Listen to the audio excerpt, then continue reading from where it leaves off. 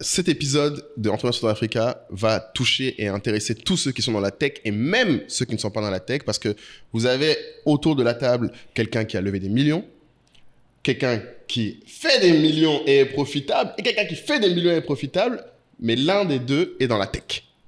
Et Anissé, je pense que tu vas nous partager aujourd'hui, il faut aller jusqu'à la fin parce qu'il nous a parlé de tout et surtout de la souffrance qu'il faut avoir pour réussir à garder le cap et à ne pas céder aux appels de la gloire, même si il a quand même plusieurs faits d'armes qu'il faut célébrer avec Silent Ecology. Donc, je vous invite à aller jusqu'au bout de cet épisode. Et Kai, toi, tu dirais quoi du coup sur cet épisode ? Souffrance, ouais, comme tu as dit. Moi, ce que je retiens, pourquoi est-ce que je veux que les gens suivent cet épisode, c'est parce que on a vraiment compris aujourd'hui qu'il n'y a pas que la levée de fonds. C'est vrai qu'on le dit souvent, mais on associe technologie à levée de fonds. Et là, on a vraiment le cas de quelqu'un qui est vraiment au cœur de la technologie, au cœur au cœur de développement d'applications, au cœur de tout ce que vous voulez, mais qui a choisi ce chemin de ne pas lever des fonds. Et il va expliquer pourquoi, comment, et comment est-ce que du coup, aujourd'hui, il se retrouve avec une équipe incroyable qui, sans faire de bruit, en fait, est totalement épanouie. Franchement, un épisode à pas louper parce qu'il y a énormément de leçons. Je vais donner la parole à Anissé. Toi, qu'est-ce que tu dirais? Pourquoi est-ce que tu veux que les gens suivent jusqu'au bout cet épisode? Ouais, bon, vous savez que moi, je suis un anti-star. Je suis un anti-moulay. Ah là, j'aime beaucoup ça. Je suis un anti-moulay. Donc, justement, l'idée, c'est de vraiment montrer aux gens que c'est pas aussi simple que ce qu'on voit. Et il faut pas se laisser piéger par ce qu'on voit. Et que même que ce soit pour la levée de fonds ou pour ceux qui vont aller dans un système dans lequel on ne va pas lever des fonds, le plus important sera la capacité de faire du travail acharné, de qualité, de souffrir. On en a beaucoup parlé. On va beaucoup en parler de la souffrance pour y arriver. Et c'est possible d'y arriver en passant par le chemin du travail. De Yopougon Sikoji à plus de 100 millions de chiffre d'affaires, l'histoire d'Anissé, c'est parti. Shalom. Salam. Salam. Oh, bien tenté. Normalement, on dit salut, mais tu Moi, je fais comme vous. Hein. Ah, bah, c'est comment? Tranquille, je suis venu voir le boss Moulay. Le boss Moulay. Le grand boss. J'ai réduit son titre. Tu as réduit mon titre, voilà, c'est ça. Maintenant que tu connais la vraie vie, tu sais qu'il n'y a pas de grand qui est mérité dedans. Mais donc, comme tu es venu voir, on va dire, quelles sont les nouvelles? Quelles sont les nouvelles? Ah oui, c'est ça. Quand tu arrives à Abidjan, quelles sont les nouvelles? Quelles sont les nouvelles? J'allais dire, présente-toi, Anissé. Comment tu te présentes aujourd'hui? Parce que quand les gens ne te connaissent pas. Anissé Amani. Ok, mais encore. Ouais, encore, voilà.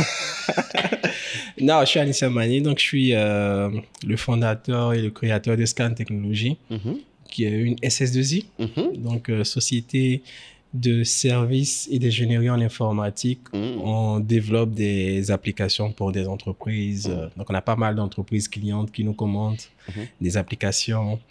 On travaille aussi sur des appels d'offres. Très bien. Voilà, donc on participe à des appels d'offres et donc voilà, grosso modo ce qu'on fait. Et en plus de ça, vu que j'ai une équipe de développeurs, lorsqu'on n'a pas de marché ou lorsqu'on a de la disponibilité, on travaille sur des produits. En fait, l'idée c'est de créer des startups.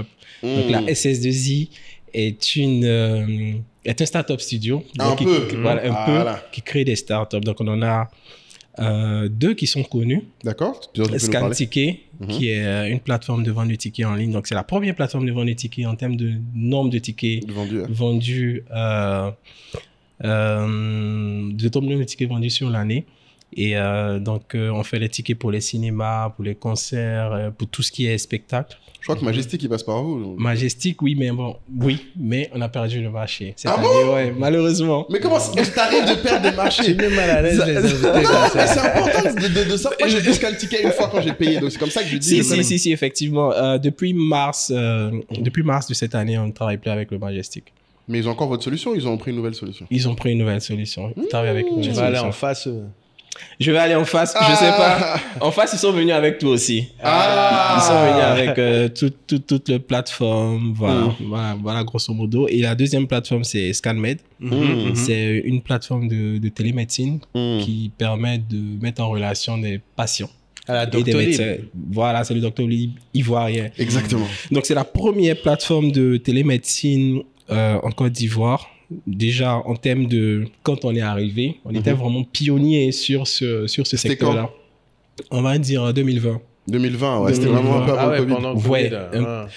Dans la période du Covid. Ah, c'est là où vous avez lancé ça. On a lancé dans la période du Covid. Et voilà, on a remporté beaucoup de prix. Avec ScanMed. Avec ScanMed, ouais, on a remporté 5-6 prix nationaux. Donc, CGCI, prix de la CGCI, prix, on a eu un prix avec l'ambassade des Pays-Bas en Côte d'Ivoire qui est poussé par ESP. Oui, c'est partenaire. Ouais, que je connais bien. Et voilà, on a remporté un prix aussi avec le ministère de la Santé. On a remporté quelques prix comme ça. Et donc voilà, grosso modo, ce qu'on fait aujourd'hui. Là, on est en train de lancer d'autres plateformes aussi. Et donc voilà, grosso modo, ce qu'on fait. Micro. Ça, maintenant qu'il a fait la présentation officielle, on fait la talakou. C'est ça, c'est comme ça que nous, on présente les gens quand même. La raison aussi pour laquelle je venais, parce que je voulais que tu viennes absolument, c'est parce que pour moi, tu incarnes un exemple trop rarement mis en avant de personne qui fait de la technologie. Tu vois, par exemple, ScanMed, l'idée de ScanMed, Doctolib, il y a peut-être 3 ou 4 gens de la diaspora différents que j'ai vu vouloir lancer comme ça. Il y en a une d'entre elles, même, je me souviens, c'est dans un concours HEC Challenge. On m'a demandé de venir mentorer les gens et voulait faire un truc comme ça. Et je lui ai dit, c'est pas possible que ça n'existe pas déjà. Et si ça n'existe pas déjà, clair. Si toi, tu ne le sais pas, c'est que tu connais pas assez bien le marché. Mais tu vois, mais tout l'autre point qui est important pour moi, dont je voulais qu'on discute plus profondément, c'est un peu tout à l'heure, on en a parlé en intro, c'est le choix. Parce qu'au final, toi, tu as fait le choix de la profitabilité, du bootstrap. Ouais, donc clairement. Parce que ce que les gens ne voient pas, c'est que tu dis tout ça. Mais en fait, aujourd'hui, ta boîte fait quand même, tu m'as dit, un chiffre d'affaires conséquent. Ça va. Et des bonnes marges. Tu vois, et tu as de bonnes marges. Et tu es profitable et tu es honneur de ta boîte. Et contrairement à l'idée répandue, ce que j'aime bien, c'est qu'il y a un peu... T'as un peu le gradient entre Kayi et moi, qui du coup, lui, il a une boîte qui est vue comme une boîte de service. Les gens vont dire c'est une PME. Mais lui, comme j'ai dit, il est profitable. Tu vois, il contrôle son destin. C'est le choix. C'est le choix, exactement. Il y a d'autres problèmes. Il y a d'autres problèmes, voilà. Mais en face, du coup, en technologie, les gens ne pensent souvent qu'il n'y a que le chemin comme le mien, de lever des fonds. Moi, j'appelle ça le chemin de la gloire. Parce que c'est ça dont on parlait, toi et moi. Le chemin de l'impatience. C'est ça. Exactement. Et toi et moi, on a discuté l'autre jour, on se disait, mais en fait, je dis, il faut que tu en parles parce que je disais, en fait, le chemin de lever des fonds, c'est un peu un chemin de l'impatience. C'est quand tu vas aller vite. Parce que par définition, une startup, c'est beaucoup de croissance. C'est là, pour ça qu'on te donne des fonds et qu'on te donne de l'argent et qu'après ça, tu as des articles de presse qui parlent de toi et tout le monde te voit comme un gars riche alors qu'en fait, tu l'es pas. Parce que c'est de l'argent que tu as donné pour faire grossir. Et à l'opposé, tu as le chemin de la patience, du bootstrap, dont personne ne parle.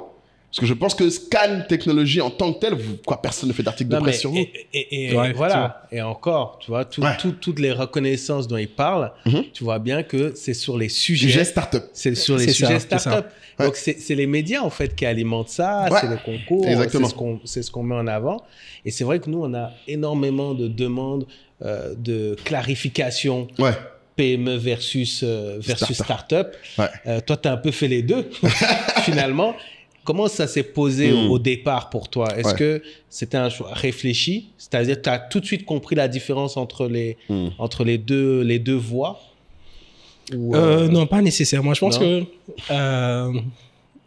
j'ai pas forcément tout de suite compris la différence.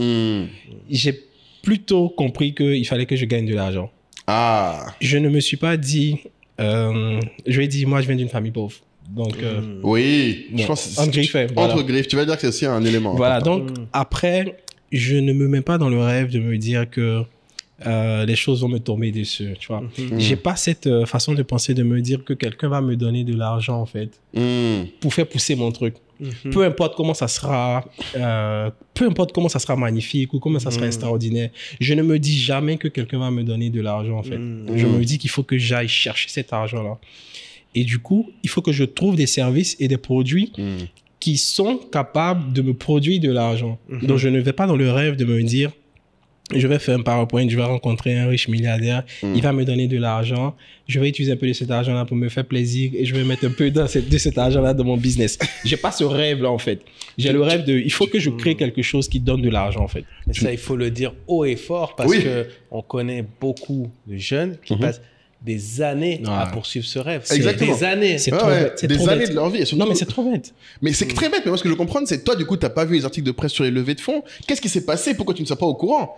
Si, j'ai vu les articles, mais je me suis dit, c'est pas pour moi. Ah. Je me suis dit, et après, le truc, c'est que comment tu t'éduques et comment tu te renseignes. Effectivement, les articles qui disent ces choses-là, tu vas regarder, je veux dire, aujourd'hui, les personnes les plus riches au monde, j'en parlais tout à l'heure, c'était des personnes qui étaient très, très, très brillantes, et deux, le parent était riche. Ah, c'est ça le sentiment que tu as eu, toi. Elon Musk, son papa était riche. Ouais. Bill Gates, son papa était riche. Bezos, son papa était riche. Ouais, papa adoptif était bien riche. Ouais. Voilà, qui lui a donné 250 000 euros. Pour commencer. Pour commencer, en fait. Tu vois, 250 000 euros, je sais pas, 150 millions, 150 et 200 millions de francs, c'est pas pour commencer. Qui va me donner ça? Pour que j'ai le rêve de me dire que je vais monter quelque chose et par extraordinaire, je connais personne, je vais tomber par extraordinaire sur une personne qui va me donner ça. Non. Je pense qu'il faut aller dans... Donc toi, dès le départ, tu t'es pas dit, moi aussi, je peux faire ça? Non, honnêtement. Tu as analysé le truc, mais tu t'es pas resté sur, on va dire, la cover des magazines qui montrent Zuckerberg. En haut, tu as creusé, tu as regardé son parcours. Oui. Et tu me disais aussi un truc, tu disais, c'est que les gens oublient et... on en revient aussi à l'awareness, self-awareness. C'est que les gens oublient que ces gens-là sont extrêmement brillants. Oui.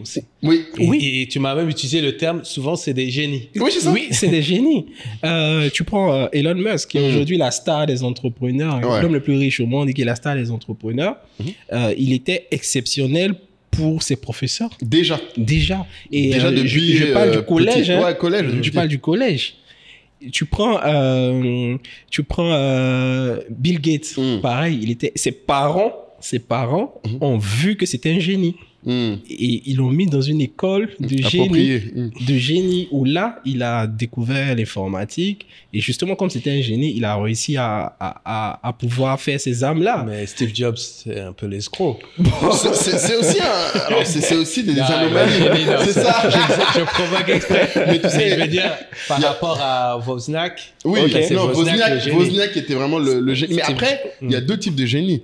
Bill Gates était le génie informatique et le génie business, parce que son fait d'arme à Bill Gates, c'est quand même d'avoir vendu MS-DOS à IBM. C'est clair. C'est ce que tout le monde au fait oublie. Ce qui a rendu Bill Gates extrêmement riche, c'est le packaging business qu'il a fait et l'exclusivité. Et surtout, c'est Bill Gates qui a inventé le concept même de la licence. Exactement. De se dire, on vend pas un logiciel une fois. On le vend à l'infini. C'est ça, avec la suite. C'est ça. Exactement. C'est ça. Parce qu'avant lui, tout le monde, quand tu faisais un logiciel pour quelqu'un, tu lui donnais et puis il vendait. C'est ça. C'est Bill Gates qui a dit non. Mon logiciel, si je l'ai fait, jusqu'à la fin, vous allez me payer de l'argent chaque année. Chaque année, effectivement. Et ça, c'est nouveau. C'est ça que je dis souvent. Et c'est là où ils se ressemblaient avec Steve Jobs. Ils ont des innovations business qui n'ont rien à voir même avec limite le produit. Non, mais Moulay, ce que tu dis, c'est pertinent parce que le génie, là, je parlais de génie technique, mais il y a peut-être qu'on peut appeler le génie humain. Je sais pas si on peut dire ça. Le génie pratique. Voilà, le génie pratique. Le génie pratique. J'ai vu un article, je crois une vidéo d'un des premiers investisseurs de Steve Jobs, justement, qui disait que le gars, il est arrivé en tapette, ou je sais pas, il était habillé vraiment de façon... Mais par sa façon de parler... C'était extraordinaire, en fait. C'était extraordinaire. Le tout premier investisseur de Jack Ma, qui lui a donné je ne sais plus combien de millions de dollars, il lui a dit, tiens cet argent, quand je te regarde, je sais que tu vas réussir. C'est-à-dire qu'il a cru juste en la personne. Et tu me disais que quand tu l'avais rencontré aussi, quand j'ai rencontré Jack Ma, il avait une particularité, en fait. Comme tu dis, c'est un trait. C'est que Jack Ma, jusqu'à maintenant, comme j'ai dit à tous ceux... on a fait un épisode spécial dessus avec Kai, j'ai dit, en fait, toute personne qui le croit, si tu es un minimum aware des êtres humains, tu sais que ce gars-là... Il est différent. Il n'est pas normal. Il n'est pas comme nous autres. C'est-à-dire que, comme j'ai dit, et je parle pas que de moi, c'est-à-dire que il est resté qu'une heure avec chacun des 10 héros dans lequel du premier prix, mais il a remarqué des choses sur nous en une heure que même des gens qui nous connaissent depuis des années n'ont pas remarqué. Et tu sens que si t'es comme ça dans la vraie vie, il a fait ça en une heure, j'imagine pas comment il doit être avec ses employés. C'est ça. Ou avec ses partenaires, ou avec... je sais pas comment ça doit être. Ça doit être fantastique, en fait. Quand t'es à côté de lui, tu dois te dire, mais c'est un magicien. Et c'est intéressant. Du coup, Alicia, il y a un truc aussi qui m'avait intéressé, dont on avait parlé. Tu disais qu'à un moment, tu m'as parlé d'une belle anecdote où tu m'as dit qu'une fois, vous vous étiez, pas disputé, mais vous aviez une vision opposée avec notre cher Régis. De Jamo. Effectivement. Son article, apparemment, il a écrit un article. Ça clash dans la CI20. Mais oui, qu'est-ce que vous croyez? Dans la CITech, ça se tape un peu. Ça se tape un peu. Mais c'est sur Facebook, les gens ont pas trop pris ça dans la presse. Ça fait longtemps, un petit coup de Congossa business, là. Ça fait longtemps que raconte-nous ça. Voilà, raconte. Non, c'est pas... Après, j'en ai parlé avec Régis pour info. Il m'a dit, oui, il faut qu'Anicette raconte. C'est un débat important. Limite, on mettra le lien du post. Régis est en mode, c'est un débat important. Il m'a dit, c'est un débat important. Faut que vous en parliez. C'est quoi le sujet? Non. Je pense que c'est ce que je dis depuis le début. Arrêtons de faire rêver les gens, en fait. Tu vois. Arrêtons de faire rêver les gens. Disons aux gens que c'est pas facile. Et que c'est même pas pour tout le monde. Tu vois, quand on discutait, on a donné l'exemple de Mbappé, tu vois, qui est vraiment, je pense qui est un très bon exemple. Tout le monde, est-ce que tout le monde sait que tout le monde ne peut pas être Mbappé, en fait? Tu vois, en fait. Là, tu attaques dans le dur, là. Non, mais c'est clair, en fait. Tout le monde ne peut pas être Mbappé. Par définition. Tu peux pas être, tout le monde ne peut pas être Messi. Tout le monde ne peut pas être Ronaldo. Tout le monde ne peut pas être Bill Gates. Donc, déjà, je sais pas, c'est très... c'est quoi, conviction personnelle. Comment ça s'est passé? T'as poussé un coup de gueule sur le fait que trop c'est trop, on essaie de trop faire rêver. J'ai bien aimé ta formulation. C'était quoi la formulation exacte de l'article? Non, j'ai dit, si tu viens de Yopougon, tu vas pas lever des fonds. Oh. C'était ça l'article. Et lui vient de Yopougon. Si tu viens de Yopougon, Sikoji, tu vas pas lever des fonds. Pourquoi j'ai dit cet article? Parce que beaucoup de ceux qui ont levé des fonds, je sais pas toi comment ça s'est passé, hein, mais beaucoup de ceux qui ont levé des fonds, et même pour le faire, et même dans le business, il faut avoir les contacts. Donc je pars du postulat que tu es né à Yopougon Sikoji, et comme j'ai vécu à Yopougon Sikoji, je vois, c'est pas du dénigrement, c'est de dire que tu n'es pas dans l'environnement dans lequel tu vas avoir facilement des gens qui vont te donner de l'argent pour lever des fonds. Oui. Et tu n'as pas la culture. Et ça, je crois en fait en ça. Donc, va sur les choses faciles. Au foot, tu fais plat du pied, ta passe est assurée. Dans le business, c'est ça en fait. Fais les choses faciles. Crée des choses Tu fais pas un tir hors de la surface avec pied gauche, quoi. Oui, mais après, si tu fais les comparaisons au foot, tu vas m'avoir. Il y a la progression aussi.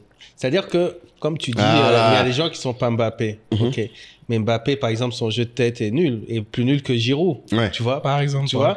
Donc, du coup, si tu dis, si t'es Giroud, tu vas jamais être Ballon d'Or. Ok.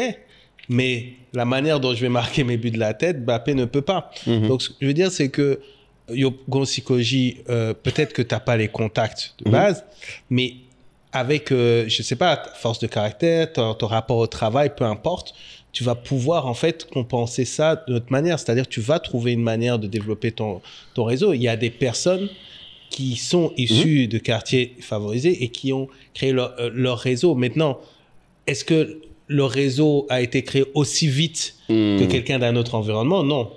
Tu vois, c'est justement ça le point. Il y a un sujet de timing, il y a un sujet de vitesse. Et c'est ça dont tu parles. C'est de ça que je parle en fait. D'accord, et c'est pour ça que... tu dis pas que c'est une fatalité. Non, je dis pas que tu vas jamais y arriver. C'est pour ça que je me permets de le faire. Le titre de l'article. Non. Oui, mais bon, après, en fait, ça c'est pour cliquer. Moi, ce que j'aime beaucoup, il va trouver le titre de l'épisode. On va mettre l'article. On va mettre ça un bon vendeur. Non, justement, en fait, je te coupe pas en fait. Justement, en fait, et je me permets de le dire parce que je pense que j'aime dire, ça c'est ma phrase préférée, j'ai réussi. Je dis j'ai réussi. Je suis pas riche encore. Je suis pas riche. Mais t'as réussi. Mais j'ai réussi. J'ai réussi parce que de là où je suis parti jusqu'à où je suis là actuellement, c'est presque un rêve en fait. C'est presque quelque chose qui ne m'était pas destiné. Hein. J'ai envie de dire ça comme ça. Mais je viens de Yopougon. Ça veut dire que c'est possible. Mais ne rêve pas en te disant que ça sera facile. c'est possible. Ça sera pas aussi facile que ce que tu vois sur la couverture des magazines. Exactement. Parce que eux, ils ont des facilités. Pourquoi ils veulent pas accepter? C'est ça. Là, tu as des facilités. Non, mais et moi, c'est clair. Attention. Et c'est pour ça que j'ai aimé ton article, parce que tu vois ce que tu as fait, toi, tout à l'heure, quand tu as pris la comparaison. Sa phrase était magnifique. J'aime bien quand la sémantique est parfaite. Tu as dit, de Yopcom Psychologie, tu ne vas pas lever des fonds. Il n'a pas dit, tu vas pas réussir. Il n'a pas dit, tu vas pas faire une start-up. Il n'a même pas dit, tu vas faire une start-up qui marche. C'est pas ce qu'il a dit. Il a dit, tu ne vas pas lever des fonds. Le problème, c'est que les gens l'entendent comme lever des fonds est le seul moyen de réussir. Ouais. Et c'est pour ça que les gens le prennent mal. Parce que c'est devenu la voie unique pour, en fait, avoir le succès et la gloire. Et c'est ça qui, moi, m'emmerde. C'est qu'en fait, là où il a raison, c'est que la levée de fonds est une anomalie. Justement. C'est une anomalie. Justement. C'est pas la norme, en fait. Justement. Les mecs qui lèvent, on n'est pas normaux. Justement. Et c'est ce que j'essaie d'expliquer à beaucoup de gens. Je leur dis, mais en fait, et là où il a un très gros point, c'est aussi l'une des raisons pour laquelle, justement, on a fait un programme levée des fonds. Moi, de mon côté, c'est que je me suis rendu compte qu'en fait, maintenant que je l'ai fait, moi, déjà, je n'étais pas normal. C'est-à-dire que si on prend un truc bête, comme j'ai dit aux gens, moi, j'ai eu les facilités et le travail. Donc, j'ai eu la préparation et l'opportunité de faire Dauphine. Et je sais les choses que j'ai appris à Dauphine, ma façon de m'exprimer, fait que quand je parle à un investisseur, Kader, qui est mon associé, on fait la même boîte, il ne convaincra pas l'investisseur comme moi. Pourtant, c'est la même boîte, même chiffre. Mais c'est moi qu'on envoie. Pourquoi, des fois? Mais est-ce que c'est un trait que tu as reconnu dans toutes les personnes qui ont levé des fonds? Oui, quasiment. Ils ont tous ce truc. Après, au bout d'un moment, par exemple, Kader, quand il a commencé la boîte, il est infiniment meilleur maintenant à cet exercice-là. Bah, clairement. À force de m'avoir côtoyé, à rencontrer les investisseurs. Clairement. Mais lui-même, il te le dit qu'il se rend compte qu'en fait, il y a un tel delta au départ que si moi, j'étais pas là, il n'aurait même pas pu s'en rendre compte. Il peut faire tous les trucs du monde, mais il peut pas s'en rendre compte. Et c'est pareil sur un autre truc qui est aussi là où il a raison, c'est qu'il y a aussi les privilèges. C'est-à-dire que nous, on s'est lancé aussi KI parce qu'il faut dire, j'ai pu avoir un bon boulot qui m'a permis d'avoir un chômage, qui m'a permis d'avoir les 2 ans où j'ai pas de salaire. Il y a des gens, ils peuvent pas faire 2 ans sans pas de salaire. Ça, c'est clair. Enfin, moi, je suis conscient de ça et c'est là où je suis d'accord avec lui. C'est ce point-là. C'est là, justement, où tu dois être indulgent avec les gomboïstes.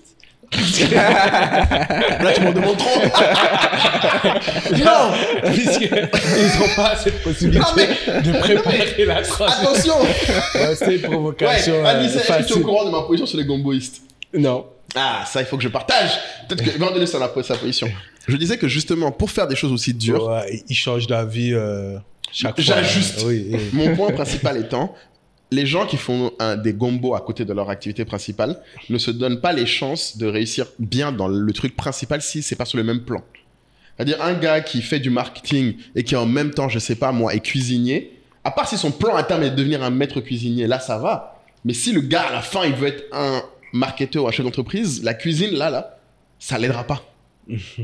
Ce que tu dis, hein, c'est trop pertinent. C'est ce que je le dis tout le temps à tout le monde. Ma mère. Je donne l'exemple d'un de mes collaborateurs. Je donne l'exemple d'un de mes Sur collaborateurs. la phrase comme ça. Tu veux dire, elle est devenue fine à ma phrase. Oui. Parce qu'il y a un an, c'était side business. Non, t'es un tocard. T'es un tocard. Donc maintenant, il te l'explique de manière intelligente. 100 épisodes après, est-ce que tu vois le travail? Non, mais c'est vrai parce que dans ce que tu dis, c'est trop pertinent. Faut avoir un plan. Faut avoir un plan. Et puis, j'ai fait un autre truc. J'ai fait un article où aussi on m'a beaucoup insulté. Ah, j'ai dit, j'ai refusé 1 milliard. C'était le titre de l'article. J'ai refusé 1 milliard. J'ai refusé 1 milliard. Non, t'es bon, on Tu peut vas trouver le titre de notre vidéo. C'est ça. Et j'ai expliqué dedans. Quand j'ai commencé, moi je bossais aussi en entreprise. Hein. Bien que j'ai eu beaucoup de chance, hein, je cache pas que j'ai eu beaucoup de chance. Tu me parles le mot chance, hein. Non, on a dit si c'est bien défini, Voilà, pas le hasard. La chance, c'est. J'ai eu beaucoup de chance. T'as eu beaucoup d'opportunités grâce à ta d'opportunités. préparation. Ouais. Et donc, quand j'ai quitté la boîte où je bossais. Tu étais quoi? Tu étais chez MTN, c'est ça? Oui, MTN, je bossais chez MTN. Mhm. Et quand j'ai quitté la boîte, l'idée de lancer ma boîte, c'était vraiment, c'était ça qui était un focus. Et bon, au bout de quelques mois, tu te rends compte que c'est pas aussi facile. Hein, que c'est chaud. Tu as senti la chaleur. Tu sens que, waouh, est-ce que c'est une bonne idée que j'ai fait, que j'ai Parce que tu prise. avais commencé quand tu étais chez MTN. J'avais commencé un peu. Et après, tu t'es dit, bon, c'est bon, je peux laisser MTN. Même pas totalement comme ça. Je me suis dit, ça va marcher en fait. Justement, j'avais lancé Scan Ticket et ça générait quand même un peu de revenus et je me suis dit c'est parce que je suis pas à fond que ça décolle pas. En fait, en fait, ça, je suis d'accord, très vrai. Donc je me suis dit ok, je me mets à fond dessus et puis je vais voir ce que ça va donner. Ça c'est en quelle année, excuse-moi? 2019. Vas-y. 2019. Donc après donc effectivement l'année 2019 se passe relativement bien. Et puis fin 2019, Covid. Donc j'ai dit Scan Ticket, donc c'est concerts, c'est cinéma. Covid, il n'y avait plus de rassemblements. Et paf, waouh, ça j'ai pris une de ces gifles. Hein. Et dans cette période aussi, j'avais plein de propositions. Certaines personnes me proposaient d'intégrer.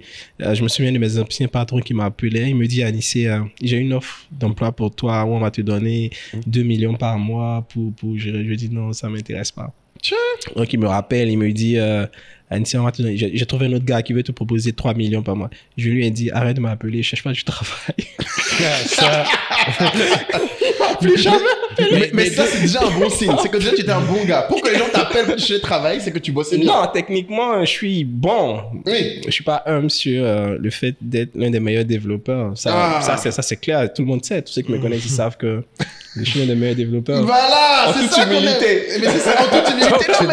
Non, mais c'est ça qui est important. Parce qu'en fait, si tu vois les gens te courent après, là, c'est pas parce qu'ils t'aiment bien. Non, ça, c'est clair. Ça, c'est clair. Mais je lui disais aussi... non, enfin...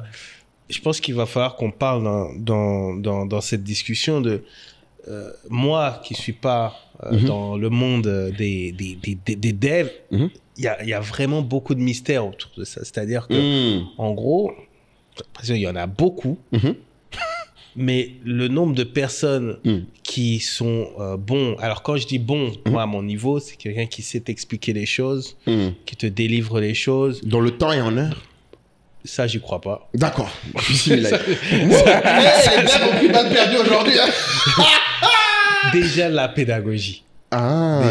Déjà de la pédagogie. Et puis après, ne pas essayer de t'embrouiller, etc.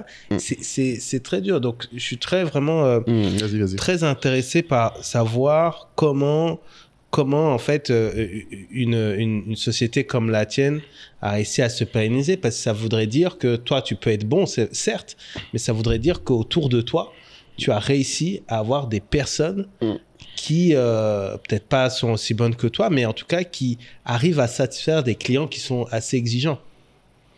Parce que juste, excuse-moi, parce qu'on a été vite, je m'inquiète pour les gens qui savent pas c'est quoi une SS2I. Ah oui, peut-être qu'on réexplique bien, parce qu'on navigue entre start-up, société de service. Donc, quand tu es une SS2I, tu vas vraiment fournir un service, tu as un cahier des charges sur une application, que ce soit web ou mobile. Et donc, tu vas mettre en place cela pour que ce soit l'institution ou l'entreprise. Donc, c'est un marché qui va... Enfin, c'est toi qui vas définir le temps, je pense, qu'il faut qu'on mette ça en place, le planning. Et puis, ça va être mis en place. Mais... Désolé, ça fait 2 questions en une, mais dans l'ordre, en fait, c'est cette question d'abord, parce que je constate que tu as commencé par Scan Ticket, en fait. Donc, tu avais des rêves de start-up d'abord. Au début, il voulait la gloire aussi. Tu voulais la gloire. et je vois déjà le scénario où ça chauffait, et il a commencé à faire le service. Non, pas de laisse clarifier ça. Mais faire, c'est bien noté. Non, pas forcément. Et comme je dis, moi je regarde beaucoup plus le revenu, tu vois. Depuis le début, tu regardais le revenu. Je regarde le revenu en fait, tu vois. Contrairement aux autres, tu regardais pas la croissance. Non, je regarde le revenu. Scan Ticket, moi je prends les commissions directes. Hein. Moi je rêve pas que quelqu'un va me donner de l'argent pour faire, tu vois. Je vends le ticket, je prends ma commission propre. C'est tout en fait. Ouais, donc pour toi, c'est comme si j'ai un produit, je le vends. Tu le vois vraiment en business. Ouais, effectivement. D'accord, ouais. Oui, c'est comme ça que je le vois en fait. D'accord. Maintenant, je suis en train de raconter une histoire de... Voilà. En fait, c'est juste pour revenir sur l'histoire. En fait, où le gars te faisait des offres successives. J'en ai reçu beaucoup. L'une des offres... La plus grosse d'1 milliard, ça qu'on attend. Non, je vais pas parler d'elle. Je vais parler de celle qui était peut-être la plus difficile pour moi, en fait, à refuser. 1 milliard, j'avais déjà un peu d'argent, donc c'était facile. Mais quand j'avais pas d'argent, on parle souvent de la tribu Telegram et souvent, les gens nous entendent parler de personnes, de ce qui se passe dedans. Mais si vous vous demandez qu'est-ce qui se passe vraiment dans ce groupe et qu'est-ce qu'on a pour ces 150 € par an, en fait, on a un petit résumé hebdomadaire maintenant fait par notre super team Gazette SOA que je vous laisse écouter. Et après ça, n'hésitez pas à vous abonner à la tribu. C'est dans la description juste en bas. À très vite.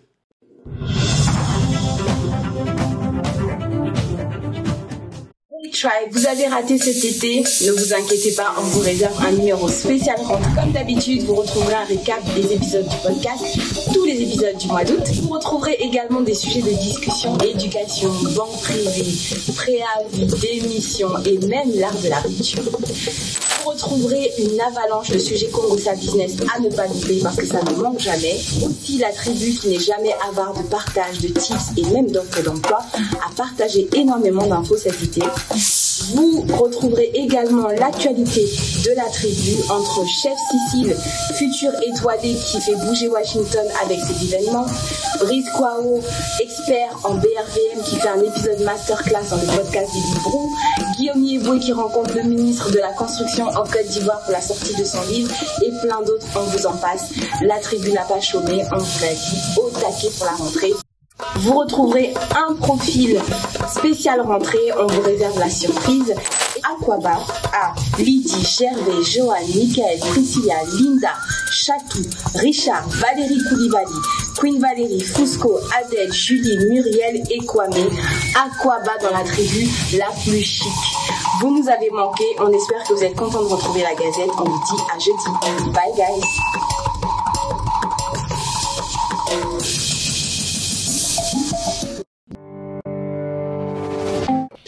ScanTicket, donc on avait un partenaire qui travaille avec ScanTicket et donc il voulait, comme il savait que j'avais des développeurs, tout ça, donc il voulait qu'on développe des solutions pour tout son groupe. Donc il m'appelle, il a appelé 2 personnes, 2 devs. Donc je le rencontre, je discute avec le grand patron. Et donc, quand on finit de discuter, il dit, bon, c'est plus la peine, celui qui est dehors, je ne le reçois plus, je vais travailler avec Anissé directement. Je travaille avec Anissé. Et bon, Anissé, bon, plutôt que tu travailles comme ça, moi, ce que je te propose, je rachète totalement ton entreprise, tu intègres mon groupe, tu as un salaire et puis tu as des actions sur le groupe. J'ai dit non. Alors la question c'est combien il est proposé de racheter aussi à l'époque, c'était combien d'argent? C'est combien de fois ton chiffre d'affaires? J'ai dit non déjà, même. Avant même qu'il me parle même d'argent. Ouais, j'ai dit non. Mais tu vois, mais ça, c'est marrant parce que tu sois surpris. Parce que toi qui es dans ce monde, en fait, tu vois, d'investissement, de levée, etc. C'est vrai, moi-même, c'est à leur contact aussi que j'ai appris que il faut toujours, même si tu sais que c'est non, tu vas toujours apprendre à pousser un peu la conversation. Voilà, discuter un peu. Mais moi, quand ça m'est arrivé pareil, j'ai dit non parce que quelque part, il y a aussi un respect. Je veux pas te faire perdre ton temps. Je sais que je veux pas faire ça. Ah oui, toi, tu as déjà dit non direct aussi. Oui. Ah là là. Tu vois, les gars de principe. C'est pour revenir sur les trucs. Voilà. Donc j'ai dit non après. Mais j'ai dit non. Et quand je suis arrivé à la maison, j'ai dit, mais Anissé, pourquoi tu refuses? Tu n'as pas d'argent. Ça marche pas. Comment ça marche pas? Tu avais quand même des non, c'était dans mes débuts. Non, mais les commissions, c'est quoi? Et puis, c'était dans les débuts. Tu vois? C'était dans les débuts. C'était au moment où c'était chaud. J'ai dit non. Donc, je suis rentré à la maison. Mais honnêtement, je sais pas pourquoi j'ai dit non. Ah ouais? Après, ils m'ont rappelé. Ils ont insisté. Ils ont insisté. Et je voulais même pas savoir ce qu'ils me proposaient, en fait. T'avais peur que si tu te dises combien tu allais peut-être faiblir. Je pense que ça n'allait même pas je pense que ça n'allait pas m'impressionner parce que j'avais la vision en fait de là où je voulais partir. Tu vois. Et je donne cet exemple-là pour parler des Gomboïs. Les Gomboïs, justement, auraient pris ça. Ce qu'ils font, qui fait qu'ils y arrivent pas, c'est que ils prennent tout. Dès que tu as une opportunité, tu prends. Et ta vie est dirigée par les opportunités. Il ne faut pas que ta vie soit dirigée par les opportunités. Il faut que ta vie soit dirigée par ta vision. Où est-ce que tu vas? Est-ce que ces opportunités-là permettent d'atteindre la vision? Oui. Si ça ne me permet pas, moi, j'ai refusé tellement de choses. Non, mais j'ai refusé tellement de choses. Et c'est pour ça que je suis quand même fier de ce qu'on réussit à faire aujourd'hui parce que ces choses-là auraient été intéressantes pour nous, auraient été intéressantes pour moi plus spécifiquement. Mais la vision, c'est moi seul qui la comprenais. Et ouais, c'est ça en fait. Faut être dirigé par cette vision. Tu peux définir cette vision? Cette vision. Mais c'est quoi ta vision? Comment tu la définis? Aujourd'hui, ma vision, je vais donner une définition peut-être un peu plus longue, mais c'est d'impacter le maximum de personnes. Et en termes d'emploi, comme je dis, l'une des choses qui est plus intéressante pour moi de parler, c'est le nombre de personnes avec lesquelles je travaille. Tu vois, c'est très, très, très important de dire pour moi que j'ai 50 collaborateurs, que j'ai 100, que j'ai 1000, que j'ai 1 million. C'est plus important même que l'argent, en fait. Tu vois. Comment tu impactes les gens en termes d'emploi? Et beaucoup de choses que j'ai faites ont été dans ça. Quand je bossais encore en entreprise en 2018, j'ai décidé que j'allais donner des cours de programmation gratuitement à des étudiants. Donc, je suis allé à l'université. J'étais assez brillant aussi. Et donc, j'ai rencontré un de mes professeurs. Je lui ai dit, bon, voilà, moi, tous les samedis, je vais prendre tous les étudiants qui souhaitent dans une salle. Je leur donne des cours gratuitement. J'ai fait ça pendant 1 an. Gratuitement. Personne n'a payé 5 francs. Et tous ceux qui sont arrivés au bout, ils travaillent tous. J'ai créé cette richesse-là. C'est très important pour moi de pouvoir créer la richesse et de pouvoir donner à d'autres personnes de pouvoir justement gagner en fait. À se faire de l'argent. À se faire de l'argent. C'est très important. C'est ce qui te drive. C'est l'une des choses qui me drive. L'autre chose, c'est apporter des services qui aident les gens. Créer des services qui aident les gens. Et c'est, je pense, plus ça qui fait que je refuse, parce que si tu veux me mettre dans une boîte et que je n'ai pas la possibilité de pouvoir exprimer et créer, je ne serai pas à l'aise, en fait, tu vois. Donc, je pense qu'Antiqué, c'est dans la période de Covid. Pour moi, c'était aider les personnes qui ne veulent pas sortir de la maison parce qu'il y a le Covid et de leur permettre de pouvoir avoir accès à des médecins. Ouais, ça, c'est un ScanMed. ScanMed plutôt, ouais. ScanMed, tu vois. Donc, ScanTicket, c'était vraiment aussi pour permettre aux gens, aux organisateurs qui souffrent pour vendre les tickets, surtout pour suivre, de pouvoir suivre la vente des tickets. Donc, tout ce que je fais, c'est apporter de la valeur aux gens avec les services que je propose et puis donner du travail aux gens. C'est ces deux choses-là qui me font faire des choix. D'accord. Oui. Et du coup, comment ça arrive la partie SS2I? La SS2I, comment ça arrive? Effectivement, j'ai commencé plus tôt. J'ai commencé vraiment beaucoup plus tôt. J'ai commencé, quand on va regarder officiellement, j'ai créé l'entreprise en 2011, officiellement. Waouh! Quand je suis sorti de l'université, j'ai bossé dans une boîte, 1 an. Je trouvais que c'était pas ma place. Ah ouais? Ouais. J'ai bossé juste 1 an, j'ai dit non, c'est pas ma place. Moi, je peux pas travailler pour quelque chose. Pourquoi? C'est pas possible. J'avais trop de projets. Et comme je dis, être dans une boîte, c'est compliqué pour moi. Ah, t'aimes pouvoir vraiment tester plein de choses. Voilà, j'aime pouvoir tester beaucoup de choses. Donc, être dans une boîte, c'est trop compliqué. Donc, je me souviens, je vais voir mon patron, j'ai dit, moi, je travaille plus. Un soir, je travaille plus. Il me dit, bon, on va voir le DG. Donc, je vais voir le DG. Après, il y avait des choses qu'il m'avait promis qu'ils n'ont pas respectées, tout ça. Donc, j'ai mis ça sur ça. Je suis allé voir le DG. Je lui ai dit, moi, je travaille plus. Je viens plus. Le lendemain, je suis plus venu. Il m'appelle. Il dit, je travaille plus. Je suis allé je crois c'est quoi, en ce moment, c'était au tribunal quand on créait les entreprises. Donc, je suis allé, j'ai créé l'entreprise. Tout le lendemain, j'ai créé l'entreprise et je me suis dit, je vais créer ma boîte. Ma mère se moque toujours de moi parce que c'est le salon qui était mon bureau. Avec mon ordinateur. Et j'avais un ami aussi qui est docteur maintenant, qui vu que j'étais très très bon en développement, lui il voulait apprendre, donc il était avec moi et donc du coup on était deux, on faisait les réunions ensemble. Je sentais de 2011 jusqu'à 2019 et on peut dire qu'en réalité c'est que en 2021-22 que j'ai commencé à faire de l'argent. Mais depuis le début, tu avais commencé à vendre tes services de temps en temps. Voilà, c'est ça, ouais. C'est ça, c'est que et moi, c'est jusqu'à maintenant, hein, toutes les semaines, peut-être pour pas exagérer, il y a toujours quelqu'un qui va m'appeler pour me dire, si je veux développer telle chose. Je trie maintenant Oui, c'est ça ton point. C'est ça, en fait. Je trie maintenant les clients. Pas parce que c'est pas le malin, mais c'est que j'ai pas suffisamment de main-d'œuvre maintenant pour absorber pouvoir- tout. pour absorber tout. On est obligé de triguer les Et du clients. coup, comment tu t'es entouré? Là, vous êtes combien? Aujourd'hui, en tout, j'ai une vingtaine, un peu plus d'une vingtaine de personnes. On est un de 20 parce que j'ai des consultants aussi. D'accord. Voilà, mais mes employés fixes, on serait autour de 17-18. 17-18, Plus quelques consultants. Efficace. Tu vois, pas trop lourd, tu Et, vois. oui, c'est ça, Mais c'est la question. 17-18, j'ai peut-être 14 développeurs. Hein. Waouh. Ouais. Ah, c'est ça l'histoire déjà. Comment on trouve des bons devs? Waouh. Comment on trouve des bons devs Bon, C'est- y a après, des comment je gens suis ici développeur, je sais qui- poser les questions, tu vois. Il y a des gens ici qui ont fait des, Ah, j'ai souffert, qui hein. ont fait des dépressions. J'ai souffert, mais vas-y, parle, Alice. Comment Non, tu après, dirais, le toi? truc, c'est que vu que je suis dev c'est moi qui fais les entretiens, tu vois.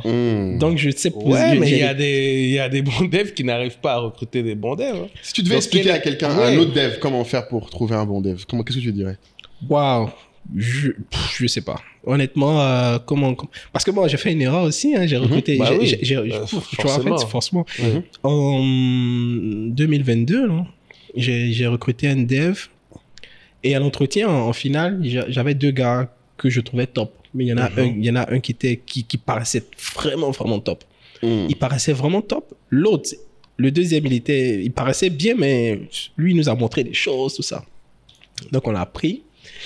Et waouh, c'était la catastrophe.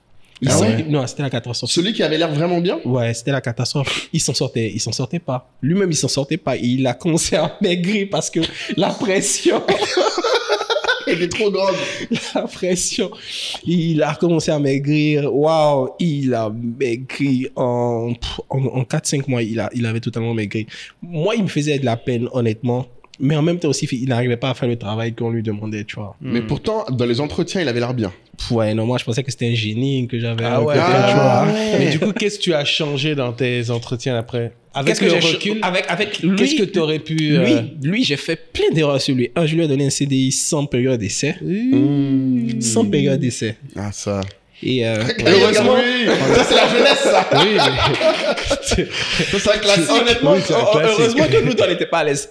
Lui, il n'était pas à l'aise parce qu'il rentrait tous les soirs à 21h, 22h parce qu'il n'arrivait pas à faire ce qu'on lui demandait. Donc, il restait ici. il avait quand même la conscience Parce qu'il avait professionnelle. la conscience, on était assis là, c'est avec lui. Non, c'est qu'il le retenait. C'est pas qu'il était conscient. Alice était planqué devant lui en mode, c'est pas fini. C'est pas fini, on est là. Et nous, on n'était pas à l'aise parce qu'il faisait pas le travail. Et comment il est parti, c'était fin août. Quand il a reçu son salaire, il n'est plus venu. Plus de Ah nouvelles. ouais. Il n'est plus venu. Il a disparu. Ouais, les employés qui te ghostent aussi, ça c'est quelque chose. Hein. Ah oui, On n'en parle pas beaucoup, hein, mais ça c'est un gourmand aussi. Hein. Il a disparu. Et il a disparu. Et puis bon, voilà. Après, il a fait un mail, il a envoyé une lettre de démission. Ah, En fait, il s'en sortait pas du tout. Et du coup, j'ai rappelé le deuxième. Ah, celui qui était un peu moins Et bien. justement, c'était un génie. Oh là J'ai là, raté. J'avais incroyable. raté. Non. Et il est avec nous jusqu'à présent. Il est trop fort. Incroyable. Tu vois Mais comment j'ai raté. T'as failli louper comme ça. J'ai Quoi. failli louper, en fait. Mais qu'est-ce qui s'est passé du coup? Comment maintenant, avec le recul, tu te dirais? Bon, déjà, je donne plus de CDI sans période d'essai. Ça, c'est clair. Ça, c'est clair. Ouais. Et puis, je fais des tests même, maintenant. Ouais, il faut beaucoup tester. Les gens n'en parlent Donc pas à assez. l'époque, tu faisais pas de test. Non, je faisais pas les tests. C'était basé sur C'était chez qui tu as l'entretien. travaillé. Non. Je Entre posais ça. des questions même aussi techniques. Ok. Mais oui. maintenant, je fais des tests même écrits, en fait. Très Voilà. important ça. Ouais. Ça, c'est l'une des plus grosses leçons que moi aussi j'ai Et eues. Test. le truc, il y a juste, on demande juste des fois de faire un algorithme de tri. Un truc basique, quoi. Ouais. De tri des data. Ça te permet de voir La logique de la personne. Voilà, la logique de la personne. La personne peut ne pas connaître forcément les langages, parce que le langage de programmation, il y en a beaucoup. Il peut être spécialisé dans tel langage de programmation et ne pas connaître ce que toi tu utilises. Mais quand tu as la logique algorithmique, là je parle maintenant plus technique, c'est facile d'apprendre les langages et de pouvoir justement réussir dans ces différents langages de programmation. Donc je pense que l'une des choses qu'on a rajoutées, qui est importante dans notre recrutement, c'est surtout les tests. Ouais. Et pour un dev, au-delà de la technique, quelle est la place, j'ai envie de dire, du mindset et aussi peut-être de sa capacité à être curieux, parce que vous avez tellement d'environnement. Moi, C'est ça. j'ai le sentiment d'avoir déjà été en face de devs. Je sais brillants, je sais qu'ils sont forts. Mais parfois, ils sont soit sur la lune, éparpillés, tu vois, sur plusieurs choses. Tu vois, parce qu'il y a la gestion de projet. Après, je ne sais pas si c'est différent. Il y a peut-être le dev qui est en back, puis le chef de projet qui est en front. Je ne sais pas, mais il y a parfois vraiment un décalage entre un dev et un client en termes de compréhension. Oui, bon, chez nous, par exemple, il y a quelqu'un qui discute avec les... Qui fait... qui discute avec les clients. Ok. Mais après, je pense que ça, c'est... Les devs sont plus efficaces lorsque le responsable est plus fort qu'eux. Ça, c'est quelque chose que j'ai remarqué aussi. Ouais, tu vois. Ah bon? Ouais. C'est-à-dire que si tu as quelqu'un qui est techniquement très bon, ceux qui seront en bas seront disciplinés. Ah, donc s'il n'y a pas quelqu'un au-dessus d'eux qui est techniquement... Si lui se dit que lui, il est plus fort que son patron, tu vois, je prends le cas des devs, mais je pense que ça devrait être pareil aussi chez d'autres gens. Dans d'autres domaine. Dans d'autres domaines. Hein. Tu vois, par exemple, tu es styliste et ton couturier, il est plus fort que toi. Mais pourtant, le problème, c'est que nous, on recommande d'embaucher des gens qui sont meilleurs que toi. En fait, je pense qu'il faut qu'ils soient meilleurs que toi, peut-être sur certains aspects qui viennent peut-être te compléter. Alors, ce que moi, j'ai remarqué personnellement, si ça peut t'aider peut-être à formaliser, moi, ce que je cherche, c'est meilleur que moi quand je faisais la tâche. C'est-à-dire qu'en fait, il y a la pure partie... Quand j'embauche quelqu'un aujourd'hui, ce que je dis souvent à mes équipes, c'est essayer de faire un test sur quelque chose... tu compares pas... Ok, je vois ce que... Je compare pas à aujourd'hui. À aujourd'hui. Je compare à... Ok, ouais, bah en même temps aussi. Au même niveau. Oui, c'est ça. En fait, le point, c'est ça. Par exemple, si tu prends un stagiaire, par exemple, tu veux peut-être qu'il soit meilleur que toi quand tu étais stagiaire. C'est ça que moi, je réfléchis. Et donc, du coup, la meilleure façon, et c'est là où il a raison, c'est un très gros point pour le recrutement pour moi, c'est les tests qui te permettent d'ancrer ça. Comment tu sais ancrer quel est le niveau de quelqu'un à un moment T? C'est que nous, on crée des tests à chaque fois que, en fait, il y a un employé qui échoue quelque chose, ça devient un test de recrutement. En fait, c'est le niveau supérieur. C'est-à-dire que si on voit qu'un de nos employés, par exemple, si aujourd'hui on recrute par exemple en ce moment des Customer Success Management, le test de Customer Success Management, c'est des analyses de données qui ont fait qu'on n'a pas gardé certains Customer Success Management dans la boîte, qu'on les a virés. Parce qu'ils n'arrivaient pas à le faire assez vite. Donc on savait que ça, par exemple, quand on donnait à quelqu'un, on voyait que ça leur mettait plus de 2 jours. Alors que nous, quand on le fait, ça nous met quelques heures. Donc du coup, on donne ça aux gens, on leur dit, tu as 1 jour pour le faire. Et donc tu sais, du coup, que c'est quelque chose qui, s'il n'est pas meilleur que le gars d'avant, il n'arrivera pas à le faire. Il va bugger. Ouais, d'où l'importance de documenter. C'est ça qui est relou, par contre. C'est que tu es obligé, en fait, de t'asseoir et te dire, bon, c'est quoi qui était compliqué? Qu'est-ce qui était dur? Quelle était la tâche? Tu définis vraiment c'est quoi les données d'entrée, à quoi doit ressembler le minimum que toi tu acceptes, quels sont les délais minimums. Et après, il faut aussi contrôler les conditions dans les tests. C'est ce que moi j'ai remarqué qui est important. Si tu donnes un test à quelqu'un, un truc que nous on a eu des meufs qui ont donné leur test ou des gars qui ont donné leur test à d'autres personnes pour les faire. Donc il faut que ce soit quelque chose où il peut pas donner à quelqu'un d'autre. Si tu donnes un truc par exemple qui met 3-4 jours à être fait et que tu lui donnes 1 semaine, en fait, il peut donner à quelqu'un d'autre. Pour faire, quelqu'un d'autre va faire pour lui. Et après, tu l'embauches et quand la personne arrive, il n'arrive pas à refaire. Ça nous est arrivé plein de fois qu'on ait des gens qui ont fait des tests, ça passe. Et quand ils n'arrivent pas à refaire ce qu'ils ont fait en test. Je dis, mais attends. Donc, du coup, maintenant, on essaie de prendre le test le plus petit possible. Donc, au début, ça peut être un test de 3 jours. On dit non. Qu'est-ce qu'il peut faire en 2 heures? Et je me souviens, Luc, du coup, notre CTO, à un moment, lui, ses tests, il disait au gars, il faut que tu bloques 3 heures. On va te payer les 3 heures. On te dit le test est payé. C'est-à-dire qu'en fait, c'est pas genre tu perds de l'argent. On te paye pour le temps que tu fais le test. Par contre, pendant les 3 heures où tu fais le test, je veux que tu sois devant ta caméra. Je suis devant la caméra, on coupe juste le son. Et tu fais le test. Parce qu'en fait, Luc s'est rendu compte que, bah oui, en fait, après, il a dit, il n'y a pas de problème. Plein de devs vous dit, tu vas chercher sur Stack Overflow, tu vas chercher des trucs, il n'y a pas de problème. ChatGPT maintenant. Voilà, ChatGPT, tu fais plein de trucs, il n'y a pas de problème. Mais en tout cas, tu es devant ton écran, je suis devant mon écran, on se voit. Lui, il bosse pendant ce temps aussi, la personne bosse. Et il disait qu'en plus, il a remarqué qu'en faisant ça, les bons devs, d'eux-mêmes, ils revenaient vers toi en cours de route. Tu vois, les bons devs n'attendent pas la fin du truc pour te dire, est-ce que si je fais comme ça, ça passe? En fait, d'eux-mêmes, ils vont venir te dire. Ils sont dans l'interaction. Ouais, donc dans le mindset. Dans l'interaction. Ouais. Et comme tu disais, un truc de mindset que Luc disait chez les devs qui apparemment est très vrai, et moi je trouve aussi que ça c'est vrai même dans les autres domaines, les gens les meilleurs en général, c'est ceux qui sont le plus dans la logique de trouver, comment on appelle, Luc appelle ça les shortcuts. Il dit en fait, normalement, la personne qui veut dire de faire ça, il va essayer de dire, mais si je passe plutôt comme ça, est-ce que ça va? Si c'est plus rapide. En fait, les gens qui vont essayer de redéfinir les paramètres de qu'est-ce qui est le succès. C'est ce que Luc m'a dit. Après, bon, on essaye de le voir du coup. C'est pour ça que des fois, quand on hésite sur un employé, on appelle Luc, notre CTO, par exemple, pour juste qu'il évalue un employé qui fait par exemple de la finance. Luc ne sait pas ce qu'il fait. C'est ça. Mais il va lui dire, ok, c'est quoi ton problème? Explique-moi. Et il dit, quelqu'un de bon, c'est t'expliquer clairement le problème. Et quand vous discutez, il va essayer de trouver des moyens plus faciles d'arriver. Moi, je crois beaucoup à ce que tu viens de dire là. La capacité à expliquer une situation. Ah Pour oui, moi, la très valeur vrai. de la clarté, elle est essentielle. Oui. Parce que ça, tu c'est peux tout pas domaine, anticiper tout ce qui va arriver. Ouais, non, c'est clair. Mais quelle que soit la situation, tu as envie que la personne puisse l'expliquer avec le maximum de clarté. Ouais. Ça, c'est essentiel. Ouais, c'est vrai, et t'as raison, parce que ça, c'est un truc que moi, j'essaie maintenant d'évaluer. Et malheureusement, c'est mes équipes financières qui souffrent le plus là-dessus, parce que c'est la partie la plus compliquée chez nous maintenant. Je leur dis, explique-moi le problème. Et c'est vrai que c'est pénible d'expliquer des problèmes en 4 monnaies, 3 fichiers différents. Doit t'expliquer ça en 5 minutes, mais ça demande d'avoir maîtrisé. Ouais, mais après, pour eux, dans leur carrière, ça va les aider. Ouais, c'est dur hein, quand tu leur fais au début, tu dis, et ça m'arrive souvent aux équipes, et les gens commencent à expliquer, je dis, c'est pas clair. Des fois, ils me posent des questions, je dis, ta question est pas claire. Il me dit, comment ça? Je dis, ta question, tu la poses, je ne comprends pas ce que tu veux. Et ça les met mal à l'aise, qu'ils se disent, mais attends, je parle français quand même. Je dis, ce que je te dis est cohérent. Je dis, ce que tu dis est correct, mais je ne peux pas te donner des réponses parce que c'est pas suffisamment précis pour que je te réponde. Ouais. Et parfois, ça peut paraître un peu, je sais pas, suffisant, mais parfois, les gens, ils te donnent une information et je leur dis, merci, mais je ne sais pas pourquoi tu me donnes cette information. Qu'est-ce que tu attends de moi en fait, tu vois? Donc, juste me dire, est-ce que c'est juste pour info? Voilà. Parce que parfois, les gens te donnent une info et 2 semaines après, Ils disent, je t'avais dit. Je t'avais dit et ils espéraient une action. Mais j'ai pas compris. Donc, du coup, après, il faut aussi se remettre en cause soi-même. C'est-à-dire que moi-même, quand je donne une info, j'essaie chaque fois de préciser, c'est juste pour info ou j'attends ça de toi, pour pas que ça soit que dans un sens, quoi.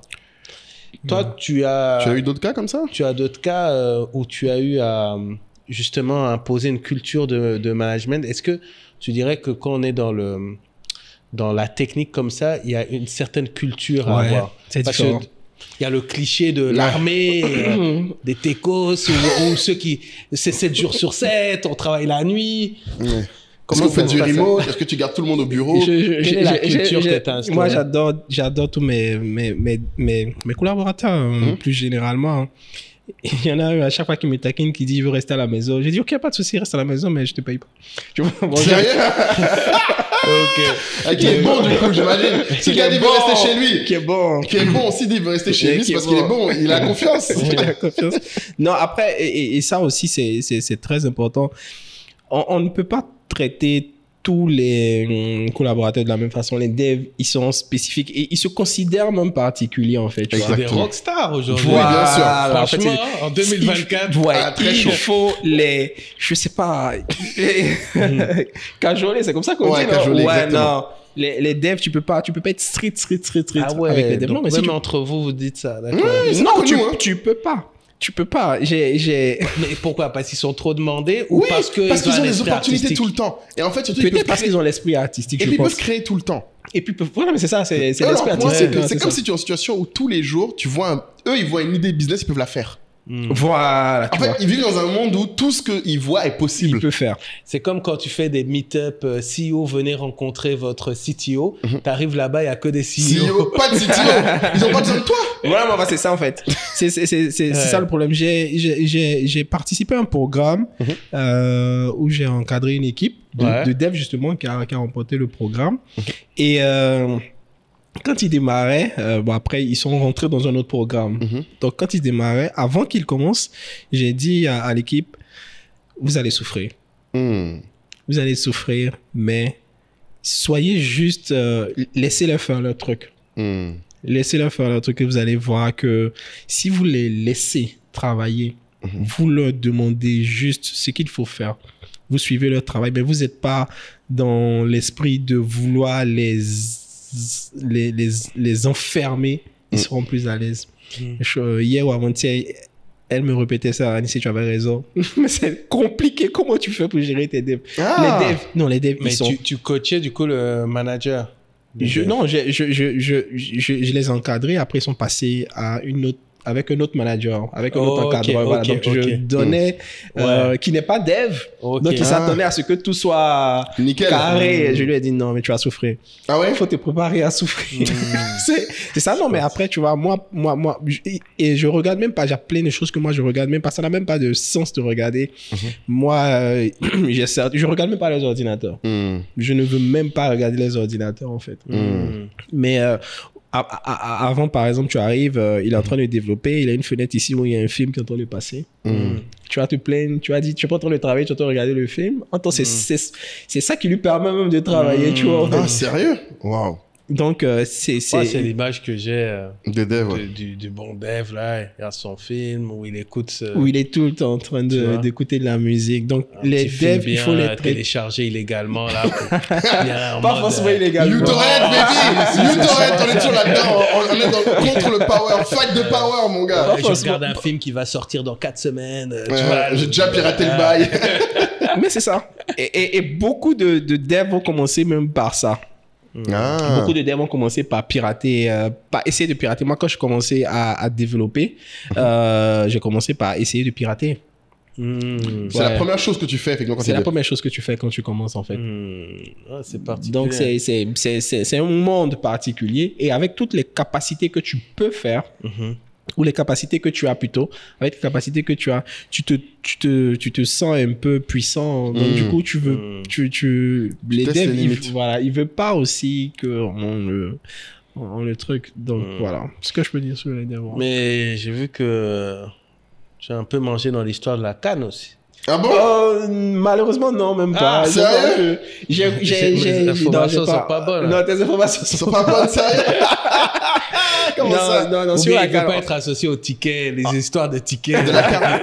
On est passé par vous pour les tickets de la carte? Non, malheureusement, on n'a pas pu avoir ce contrat. Mais ça aurait été top, ouais. Ah, t'aurais kiffé. Je serais pas ici, hein. J'aurais pris 1 an de congé. C'est ça. Marché de ça. J'avais au Maroc. Il a dit 1 an de congé, il a dit. C'est ça qui s'était déjà projeté. C'est ça. Mais je serais pas assis ici. Mais par contre, comme ça, c'est des appels d'offres, t'as postulé quand même. Ça m'intéresse que tu parles un peu de la partie. J'ai postulé, mais on n'a pas été. Maintenir les clients, comment ça se passe aujourd'hui? Comment tu fais C'est la pour partie où trouver t'es très proche des PME et très proche de KI quand même. La partie appel d'offres, comment tu trouves les clients, comment tu te bats pour avoir chaque client. Aujourd'hui, on a beaucoup de chances de ne pas courir. Comme je dis, moi, systématiquement, chaque semaine, et ça, je n'exagère même pas, en fait. Chaque semaine, je suis contacté. Chaque semaine. Et en entrant, quoi, vraiment. Oui. Chaque semaine. Et je suis obligé de mettre des barrières parce que, paradoxalement, je veux pas que l'entreprise grossisse trop vite. Trop vite, voilà. Ah, pourquoi? Pourquoi? Parce que je fais trop attention au fait de dire que ce que je recrute, je veux que ce soit des emplois sûrs, en fait. Tu veux pas embaucher pour virer après. Voilà. Comme nous autres, là. Mais c'est ça qu'il veut dire. Non, mais il a raison. Non, mais c'est ça. Parce que moi, j'embauche en partant du principe que je peux virer. Après, lui, il a été aussi clair. Son lien qu'il a avec l'emploi. Oui, lui, son emploi, c'est sa métrique de succès. C'est ça, non, c'est clair. Donc, du coup, je me dis, OK, si je rajoute ce partenaire-là dans mes clients, est-ce qu'il va me générer suffisamment pour que ce poste-là soit viable? Pérenne, voilà, si tu veux, tu vois. Donc, j'anticipe surtout ça avant d'accepter certains clients. Mais tu as aussi des consultants. J'ai aussi des consultants, oui. J'ai aussi des consultants. Et donc, voilà. Pour l'instant, on ne fait même pas de commercial. T'as pas de commercial, tu vois jamais. J'ai pas de commercial. Et même moi-même, je fais même pas de commercial. Mais à une époque, tu le faisais. Oui, waouh. C'est ça qu'on veut savoir, voilà. Waouh. Je sens que c'était une belle expérience. Non, parce que je sais que tous les devs qui vont nous écouter vont dire, il faut qu'il nous explique comment il a fait pour trouver ses premiers clients quand même. Waouh. Non, mais il faut que tu parles de ça. Du coup, première chose qui est une erreur des gens, les gens ont peur qu'on vole leur idée. Ah oui. Ça. Mais je sais même pas pourquoi. Je sais pas non plus. J'ai abandonné ce C'est débat. un truc. Pourquoi Parce qu'ils pensent que la valeur est dans l'idée. Leur problème, c'est qu'ils ont pas réalisé encore. Tous ceux qui disent ça pour moi, c'est qu'ils n'ont pas réalisé que la valeur est dans l'exécution, pas dans l'idée. Ouais. Et c'est des gens qui, en plus, à mon avis, ne passent pas assez de temps avec des entrepreneurs s'ils se rendraient compte que tout le monde a les mêmes idées. En tout cas. Et ça, c'est un manque clair. d'humilité incroyable. C'est ça. De penser que tu as une idée que personne personne n'a jamais sait. eu. Ah, Il y a ouais, les c'est 10 clair. milliards sur Terre. Je te jure. Il y a c'est clair. forcément quelqu'un qui a Et eu du ton coup, idée. première chose que moi je fais, c'est que quand j'ai une idée, j'en parle à tout le monde. Ah, très bien ça. Moi, quand j'ai une idée, j'en parle à tout le monde. L'année passée, j'ai remporté un appel d'offres. Mhm. Un appel d'offres, hein. J'ai remporté un appel d'offres parce que l'année précédente, j'étais en train de travailler sur un projet et comme d'habitude, j'en parle à tout le monde. Déjà pour avoir l'avis des gens et pour informer. C'est pas forcément pour informer, c'est surtout pour avoir l'avis des gens Ouais. et puis me permettre d'améliorer sur certaines choses que j'ai pas vues. Que tu travailles. Voilà. Donc, j'en ai parlé à un ami et qui a un client qui est une banque. Donc, qui est le client. Donc, le client a fait un appel d'offres où il voulait lui donner de participer à l'appel d'offres. Il dit, moi, j'ai mon gars qui a déjà développé le truc, en fait. Donc, à la dernière minute, on nous en parle, ils m'en parlent. On postule à l'appel d'offres. Et là où tous les autres prestataires ont demandé 6 mois pour développer et qui étaient moins chers que nous, nous, on a demandé 1 semaine pour installer la plateforme. Et on était 2 fois plus cher que tout le monde. Mais tu allais plus vite que tout le monde. 1 semaine. Je dis 1 semaine où les gens demandaient 6 mois. Ah ouais, t'es Parce dur. que, en Ah fait- ouais, là, c'est même pas juste. Tu sais, les négros, ils doivent avoir un seum incroyable. 24 semaines. Toi, t'avais déjà bossé sur le produit, en fait. On avait fini. Il suffisait juste de customiser, en fait. Êtes-vous hôte d'un Airbnb? Simplifie tes paiements avec Handicapé. Tu viens de recevoir une demande de réservation? Avec Handicapé, l'envoi de paiement devient un jeu d'enfant. Crée et envoie un lien de paiement personnalisé en un clic directement à ton client. Il pourra payer en toute sécurité depuis n'importe où dans le monde avec le moyen de paiement de son choix. Tu reçois l'argent directement sur ton compte. Avec Handicapé, finis les tracas. Simplifie tes transactions dès aujourd'hui. Et de déployer, tu vois, en fait. Et donc, le truc, c'est ça. Moi, j'en parle. C'est à là que d'autres tout vont le dire monde. t'as eu de la chance. Oui, parce que mais tu t'es préparé. C'est de la chance. C'est de la ouais, chance, c'est de la oui, chance, effectivement. C'est de la chance, parce qu'effectivement, il était préparé. J'étais Et il a eu préparé. l'opportunité. La préparation, est-ce que c'est une chance? C'est une clair. opportunité. C'est une opportunité qu'on a eue et parce qu'on avait ce truc-là. Et ça, des trucs comme ça, j'en ai beaucoup. Et le truc aussi, c'est que, et ça, c'est très important, d'être reconnu bon dans ce que tu sais faire. Il faut que les gens sachent que tu sais faire et que tu es l'un des meilleurs, en fait. Ah, c'est ça. Je La crois que réputation joue beaucoup. la réputation, en fait. Et j'ai un marché que j'ai eu, je crois, je me souviens plus, peut-être c'était 2020, un truc comme ça. Non, peut-être avant, un peu, 2021 plutôt, 2021. Un ami m'appelle, Anissé, il y a quelqu'un qui va t'appeler par rapport à un truc. Je suis passé chez lui, il m'a dit qu'il était en train de travailler sur une solution et qu'il avait recruté des devs qui travaillaient dessus. Je lui ai pas posé des questions, je lui ai dit laisse tomber tes devs, moi je connais quelqu'un Qui est trop efficace. Voilà. Et donc le gars, il m'appelle, il dit ok, donc il m'appelle, il me dit, je lui dis le prix, il dit Annie, c'est ce que tu me dis, c'est 5 fois plus que ce que je suis en train de faire. Je dis oui, mais c'est la valeur de la qualité, c'est ça. Il laisse tomber tout le monde et on part ensemble sur le projet. Donc il y a la renommée en fait qu'il faut réussir à créer dans son entourage sur la qualité de travail qu'on sait faire. Et ça, c'est aussi le fait, je pense, que tu parles beaucoup à ton entourage, comme tu disais, tu leur parles c'est toujours. ça. Donc, tu as même créé, en fait, une réputation auprès de gens qui ne connaissent pas forcément ton domaine, mais ils savent que... C'est ça. C'est ça. En tout Tu cas, as fait. Ouais. C'est ça. C'est ça. Et systématiquement, on m'appelle. Et c'est ça l'avantage de parler de ces projets. Mais je pense qu'il y a un élément aussi qui ressort quand tu parles de ta boîte, qui, je pense, je sais pas si tu le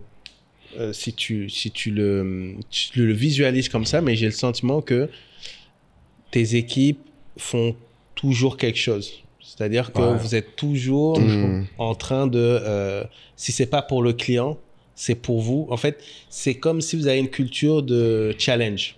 Tu vois. Ouais. Et ça, je pense que ça... je connais pas, encore une fois, je connais pas 10 000 devs, mais j'ai l'impression que ça colle bien justement aussi à cet écosystème-là. Que la les devs culture aiment du bien, challenge. Si je vais dans le cliché, les gamers. Ah, tu voilà, vois. c'est ça, nous on aime Genre, ça, la on aime bien- compétition. voilà, la Voilà. compétition. Donc, ok, toi, t'as rien, mais écoute... Il y a personne qui a rien. Voilà. C'est Non, ça. mais ce que je veux dire, c'est qu'il y a toujours un truc dans la boîte Ouais. où ben, avance sur le produit là qu'on a dit qu'on testait. Non, mais il y a personne qui a rien parce que... Comment ça se passe? C'est que toi qui lances les idées ou tu as réussi à créer une culture où eux-mêmes, ils disent « Ah, boss, mais et si on lançait ça ?» Oui, mais pas beaucoup. Pour être honnête, en C'est fait, plus toi? Ouais, c'est plus moi. Il y en a, Parce que toi, tu as il y a une vision du tellement, marché, en ouais, fait. J'ai tellement le truc. Ouais. Je crois il y a un mois, je demandais à mes devs qui est-ce qui imaginait qu'il aurait une charge de travail aussi immense quand il arrivait ici. Parce que, non, on travaille trop. Tu dis ça bien. Ils vont t'entendre. C'est ça, non, mais ils savent que c'est vrai. Si lui-même Non, il le mais dit. ils savent. Ils savent. Et ce que j'aime, c'est que je vois qu'ils... Bon, peut-être pas vrai, mais je pense qu'ils aiment ça, en fait, aussi. Moi, je suis au bureau tout le temps jusqu'à 21h. Quand tu arrives au bureau chez moi à 19h, 20h, tout le monde est là. Hein. Tout le monde est là. Et ça, c'est un truc dont tu leur parles au départ, Même pas. non? Je Mais sais ils pas, voient. c'est la après, culture. c'est vrai. Et puis, bon, comme on a tellement de boulot, waouh, on a tellement de boulot. Comme je dis, on est même un peu en sous-effectif, pour être honnête. Comme je dis, je veux pas recruter je veux pas avoir des emplois qui sont pas pérennes. Donc, je Quitte mettais... à mieux payer ceux, Voilà. enfin, moins de personnes. Ouais, et puis je crée une famille, en fait. Je veux que ce soit une famille avec des choses basiques, tu vois. Par exemple, là, on est en 2024. En 2022, j'ai offert des Jordan à tout le monde. Tous tes employés. Bon, ils étaient pas beaucoup en même temps. Mais c'était bien quand même. Faut pas que les nouveaux entendent ça. Si j'entends ça picote une Jordan. Ou bien ça se trouve, il reste dans l'entreprise. Mais Faut pas louper est-ce que là. les gars voulaient des Jordan, c'est ça? Non, je leur ai dit, voilà le chiffre d'affaires que j'aimerais qu'on ait. Et si on atteint... C'était combien à l'époque? Dis-leur. Non, je vais pas parler des chiffres. Mais non, les gars, c'était c'est ça l'époque. votre problème. C'est l'époque, c'est fini, il faut donner. Faut que je L'époque, comprenne. on sait pas quelle année, on sait. Tu sais que ce chiffre d'affaires-là est disponible maintenant sur Internet. On peut regarder tes résultats. C'est public. Arrête de faire semblant. Donc, Non. j'ai offert les Jordan à tout le monde. Ça faisait... Bon, on n'était pas nombreux non plus aussi. Je crois qu'on était 5-6 comme ça. Mais j'ai acheté les Jordan. Et donc, vous allez sur le site. Chacun choisit ce qu'il veut comme Jordan. Donc, j'ai des Jordan 12, Jordan 1. Voilà. C'était sur StockX? Voilà, c'était ça. Voilà. Et on avait quelqu'un qui nous faisait venir. C'est des bons. L'année passée, j'ai offert des iPhones à 6 personnes. De tes équipes. Oui. Et pourquoi celle-là et pas les autres? Des iPhones. Ouais, mais pourquoi c'est si-là, c'est pas les autres? Parce que... non, en fait, je récompense en fonction... Non, c'est même pas forcément des récompenses. C'est une culture que je veux créer dans l'entreprise de faire des cadeaux de Noël. Oui, que mais l'entreprise qu'est-ce qui paye. fait que... Enfin, comment donnes à certains et pas à Ouais, d'autres. certains et pas à d'autres. Pour l'année passée, spécifiquement, c'était le temps dans l'entreprise. Ah, d'accord, ok. C'est ceux qui étaient restés là depuis longtemps. Voilà, Qui ceux étaient là depuis longtemps. ok. Et ça faisait, ça faisait 5-6 personnes. iPhone 14, pratiquement. iPhone 14 et iPhone 13. Remerciement de fidélité, ça que se j'ai- tient. Ouais. Longévité, ça Ouais. se tient. Ça Et se cette tient. année, ce que je veux faire, pour ceux qui sont restés un peu plus longtemps, là, je suis en train de diviser, comment on va dire ça, l'équipe. Ceux qui sont les plus récents auront un cadeau et les plus anciens auront un type de cadeau. Et là, ce que je leur ai dit, c'est que pour le cadeau de cette année, je vais offrir des voyages à tout le monde. Oh c'est je dis que l'argent, là, le gars, là, j'ai dit, a une vie C'est intéressante. enregistré, Non. hein, c'est enregistré. Je peux déjà Non. dire que ils vont faire le. Non, mais ils ont déjà. l'extrait. Chacun m'a Chacun a déjà choisi, non, mais- Bon, pas tout le monde. Il y en a déjà qui ont déjà Ah, choisi. c'est pas au même endroit. Chacun va où il veut. Chacun va où il veut. Je paye. Non, mais il faut que je te dise. En fait, c'est ça qu'il faut que les gens. Vous voyez ça, les gens? C'est pour ça qu'il faut être Vous voyez patient. qu'il existe des vrais patrons dans le baby. Mais voilà. Chaque fois, on entend, oui, autoritaire. Mais il n'a que Non. 17 employés. Non. C'est aussi ça le point. C'est qu'il peut Non. faire ça parce qu'il se maintient. Oui, et il essaye pas de grossir. Sire, trop ouais, vite non, mais c'est à ça, tout va. justement. C'est ça. Mais en fait, Pour c'est très maintenir dur. Et cette c'est pour ça que qualité-là. personne n'entend parler de lui d'être comme ça aussi. Mais c'est Si normal. jamais les gens savaient, il y aurait peut-être plus de gens qui plaieraient chez lui, mais lui il dirait toujours non. C'est quand t'as 100 employés que ça devient compliqué de faire ça. Non. Ça devient très Mais compliqué. après, moi, le truc, c'est que si j'ai 100 employés, j'aurai 100 employés de mon chiffre d'affaires. Mais c'est quoi ta logique du coup de... Tu te dis, je veux un employé pour tant de chiffre d'affaires parce que je sais que ton chiffre d'affaires est quand même bon, tu es dans les 9 chiffres, donc t'es riche. C'est pas un problème, on fait des gros chiffres. Tu vas riche. C'est ça. Non, tu fais des gros... non, en fait, tu fais quand même un chiffre d'affaires ultra conséquent et comme tu fais beaucoup de marge, t'as de quoi faire. La question c'est quelle est ta logique? Tu te dis à quel palier de chiffre d'affaires je prends un employé? Est-ce que c'est ce que je regarde pour recruter, c'est effectivement le chiffre d'affaires, mais ce qui me fait décider, c'est le chiffre d'affaires sur La durée. la durée. Combien de temps tu dirais qu'il faut pour que tu te dises je prends un employé? 6 mois. Il faut que tu aies Moi. un chiffre d'affaires de moins 6 mois qui puisse Qui va- payer l'employé? Moi, bon, pas plus que payé. Tu dirais quoi? Oui, mais non, Employé plus... oui, non, mais oui, je veux ça, mais ça, Je c'est- vais pas rentrer dans les détails, mais voilà, à peu près. Non. Je me dis, si je prends quelqu'un... Mhm. ok, je comprends mieux ta question. Ouais. Est-ce que c'est 6 mois de chiffre d'affaires Oui. qui vont correspondre au salaire? C'est ce que tu veux C'est dire? exactement c'est où- ça. mais Non, t'as non, une non. marge, bien sûr. Non, Oui, non, oui. je regarde plus que ça. Si c'est reprendre comme ça, ce serait 2 ans. Ah. Ah ouais, Donc si t'as pas un contrat qui peut payer 2 ans de salaire de la personne, tu prenais pas quelqu'un. Ouais. Ça c'est logique. Tu vois, ça me va très bien. C'est Ça. comme ça que ça serait 2 ans. Si je devrais répondre directement à ta question, ce serait 2 ans. C'est un bon calcul. Un calcul intéressant. Ah si on faisait ça, Je effectivement, ne- t'embauches pas souvent. Hein. Ah ouais, là. Non, mais c'est important, tu vois, ça, merci beaucoup d'avoir dit ça, parce que, en fait, tu vois, ce genre de petits calculs que tu fais, tu te dis, c'est un truc évident, mais je pense que très peu d'entrepreneurs entendent cette logique, Mais et pourtant, ils vont vouloir avoir ton succès. Mais le truc, c'est que oh, je suis en train d'oublier ce que je voulais dire.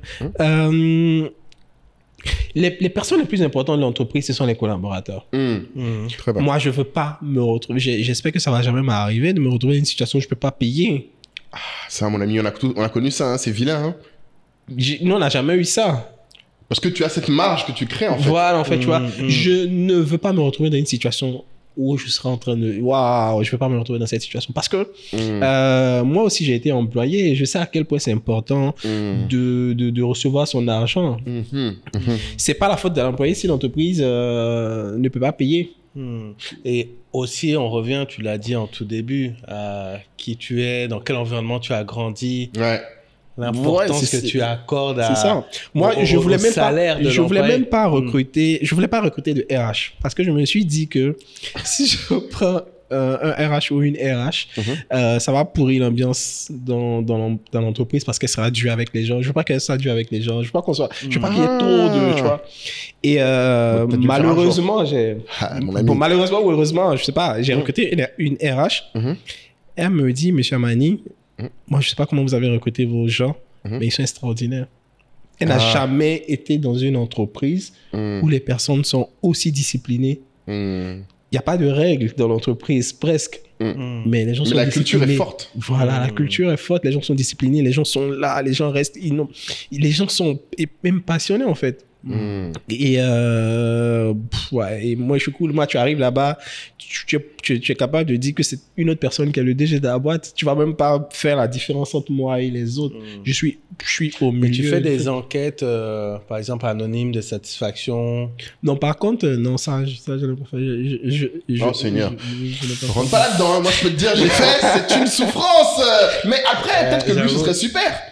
Mais sait? je pense, bon, je vais pas l'envoyer effectivement dedans, Dans mais, les problèmes. Mais mais c'est toujours bien de temps en temps. Non, peut-être qu'il parce faut essayer que- pour le fun. Mais Mais après, oui, parce que après, il offre des cadeaux. perception Mec, et- il offre des cadeaux à ses employés chaque année. C'est pas la même vie. Non. Non, mais- Même avec cadeau, je Tu peux penses te dire que que c'est pas suffisant. Il peut être. Mécontent, oui. Ça, c'est un autre il débat. peut même estimer que c'est un droit. Ouais, voilà. Non, mais si Vous tu lui mets jouez, l'habitude, ouais. Si tu lui donnes l'habitude, Ou ouais. jouer. Mais c'est Non, intéressant. peut-être. Moi, le truc, du coup, je voulais parler, du coup, c'est peut-être. Parce que tout à l'heure, tu as parlé un peu rapidement de tes parents. Je sais que tu m'avais dit qu'un des grands moments pour toi aussi, c'est de pouvoir offrir quelque chose à ta mère. Non, ouais. Ça, c'est un grand moment. Parce qu'en fait, Bah, je ça, c'est pense- forcément.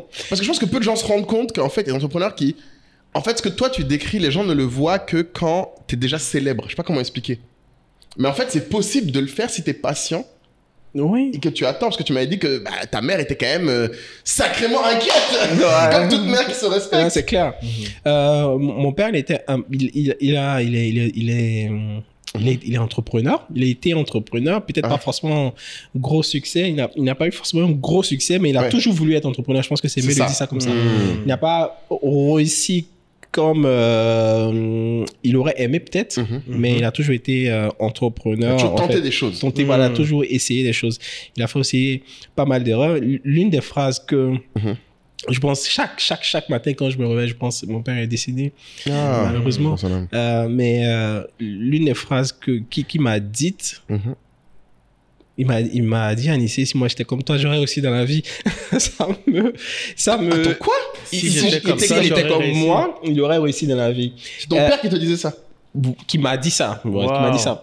Parce que je suis très, très, très discipliné. Je suis même un peu trop discipliné, en fait, tu vois. Les gens me trouvent ça trop étrange tu ne fais pas de.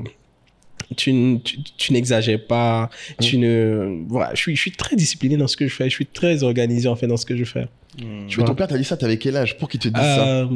Non, quand j'étais dans la vingtaine déjà quand même, je pense. Mais comment il avait remarqué? Est-ce que tu sais qu'est-ce qu'il avait choqué pour qu'il te dise ça? C'est la discipline en fait. Mais qu'est-ce que tu faisais à 20 ans qui fait que ton père te dise ça? Moi, je veux... Parce que... C'est la discipline, c'est comment tu... c'est comment tu travailles. Comment tu travailles? Non, moi j'ai des expériences de travail, c'est pas possible. J'ai fait des trucs de fou. Par exemple, alors, je me souviens plus l'année, je bossais dans une boîte et j'avais un projet de développer une application d'assurance. Et je partais au boulot, j'arrivais au boulot à 9h, un peu en retard. Je rentrais à la maison à 18h. Je dormais. Quand j'arrive, je dors. Je me réveille peut-être à 20h. Non, je quittais le boulot à 18h. J'arrivais à la maison autour de 20h. Je vais dormir jusqu'à peut-être minuit. Je vais bosser jusqu'au matin, aller au boulot. Jusqu'à 8h. Ouais. J'ai fait ça pendant un mois. Après un mois, je faisais peut-être 50 kilos. Sérieux? T'avais pas eu le même poids, sérieux? Non, mais c'est normal. Mais oui, je dormais pas. Mais je dormais pas. Passionné par le truc, quoi. Et puis, j'ai même pas eu le marché que je voulais vraiment plus. Mais je suis resté dans ça pendant un mois. Et ton père t'a vu faire ça? Oui, puisque quand je me lève, je vais au salon pour travailler, tu vois. Et pendant un mois. Donc, ouais, bon, après, les gens sont choqués par comment on va dire ça? La rigueur que je me donne dans le travail. Ouais, non, moi, je suis un bosseur. Ça a beaucoup diminué quand même aussi. Hein. Ta capacité à porter une charge de travail. Ouais, même quand je travaillais sur ScanTicket. Vous voyez, ScanTicket, c'est un truc qui est super complet. Hein. Je ne suis pas sûr qu'il y ait une plateforme en Côte d'Ivoire qui ait autant de fonctionnalités que ce qu'on a dans ScanTicket. J'ai développé tout seul. C'est des heures. Des mois. Des heures, des mois. Ouais, non. Et en ce moment où je développais ScanTicket, je bossais encore. Mais c'est vrai que moi, je le remarque quand je suis dans des périodes comme on appelle la crunch time. Crunch time, exact. Mais même quand moi, j'estime ne pas être dans un crunch time, c'est-à-dire, nous, ce qu'on appelle crunch time, tu sais, c'est les moments où, par définition, tu as plus de boulot. Par exemple, nous, dans les appels d'offres, quand on a des lines, lui, dans les levées de fonds. Et donc, tu fais ce que tu as à faire, en fait. Tu vois, tu vas dormir moins. Et effectivement, tu vois que dans ton entourage, ça impressionne. Ça impressionne. Et en fait, parfois, tu n'es même pas dans ton max et tu les vois impressionnés et tu te dis, ouais, mais si tu savais, en fait. Tu vois? Et c'est ce que tu disais peut-être dans ta joute verbale avec Régis, c'est que ça, on n'en parle pas. Oui, ça, on n'en parle pas, en fait, de ce truc où, tu vois, pas plus tard que ce matin, j'avais un call super important, c'était à 8h, mais il était tellement important que je préparais jusqu'à 2h. Et donc, tu vois, mais c'est pas un truc, effectivement, dont je parle, parce que je me dis, c'est juste la normale, je vais pas faire un tweet, je vais pas faire un truc. Par contre... ouais, peut-être que si demain on fait une belle, je sais pas, levée de fonds ou je ne sais quoi, forcément, on va en parler et forcément, effectivement, le grand public Il ne sera pas au courant de ça. ne sera Voilà, pas au courant c'est ça, Et c'est c'est ça, en ça fait. ton C'est ça mon point, en fait. Oui, c'est ça ton point. Exactement ça mon point. Mon point, c'est de dire aux gens que vous allez souffrir si vous voulez arriver au niveau que vous voyez sur les magazines. Là. Vous devez même souffrir, en fait. Très vrai. C'est même un C'est ce problème qu'on si tu ne appelle, souffres pas ouais. pour avoir quelque chose. Là. C'est Le un travail problème. invisible. Et les gens communiquent jamais sur ça. Non, c'est clair. le Mais travail c'est invisible, pas Instagrammable. Moi, j'ai un gros problème là-dessus. Exactement. J'ai un gros C'est problème vrai, là-dessus. en C'est ce que plus. je disais l'autre jour, là, quand on m'a posé la Ah question. oui, oui. Parce qu'on a un groupe, donc maintenant, qui était avant un groupe Telegram d'ailleurs, nous vous annonçons officiellement qu'incessamment sous peu, parce qu'on a une tribu. Ok. Des gens qui sont communauté. passionnés par la culture business, du coup, qui nous rejoignent sur une plateforme maintenant, qui est les gens découvriront bientôt. Donc sachez que d'ailleurs les abonnements vont bientôt augmenter, donc dépêchez-vous de les prendre si vous profitez de la nouvelle plateforme. Et sur cette nouvelle plateforme, du coup, tu sais, on a un petit bio pour chaque membre. Tu peux chercher les Comme membres. un réseau social. Voilà, tu peux chercher les membres. Ok, et tout. ok. Et donc du coup, moi j'ai mis dans ma bio que je suis un hard choice connoisseur, donc un amateur de choix difficiles, et je suis un hater de soft life. J'ai la rage, en fait, je suis vraiment un hater de la vie facile. Et ce que j'essaie d'expliquer, c'est qu'en fait, le problème, c'est que... Mais en même temps, tu cherches la vie facile. Oui, voilà, en fait, je suis fainéant. Donc, j'aimerais avoir une vie facile.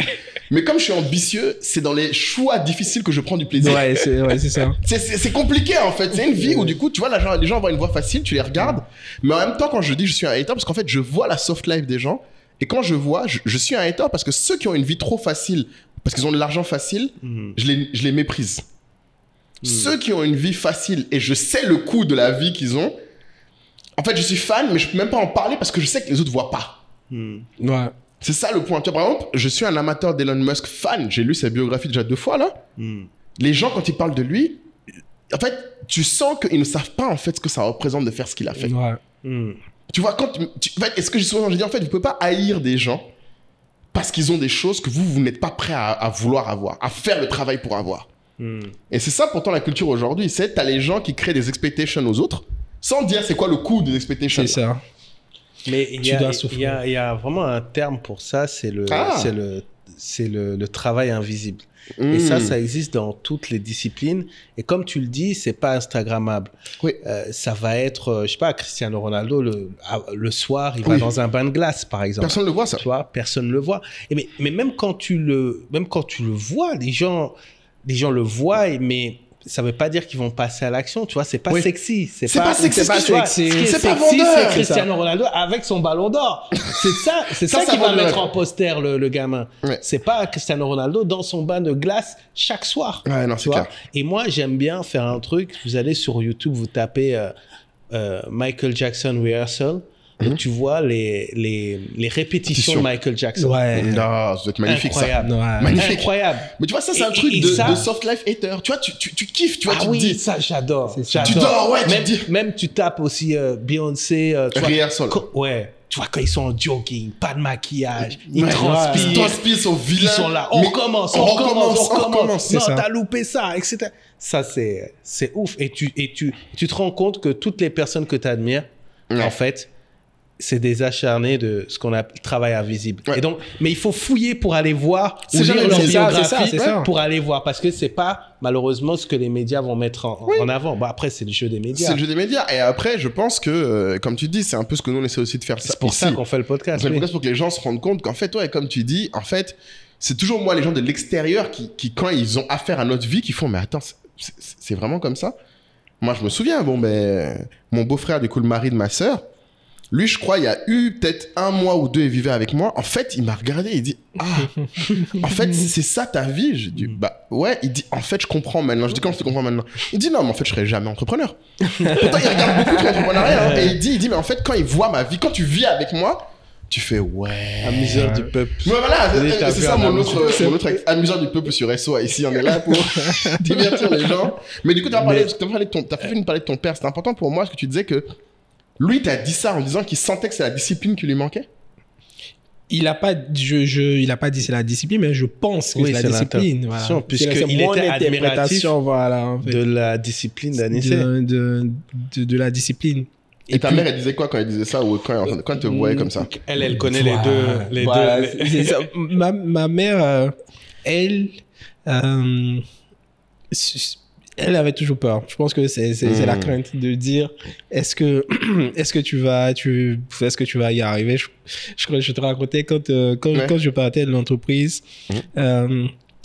Au début, plusieurs mois avant, en fait, je cherchais un soutien, on va dire. Je cherchais quelqu'un qui allait me dire, surtout la caution des parents, hein, de dire.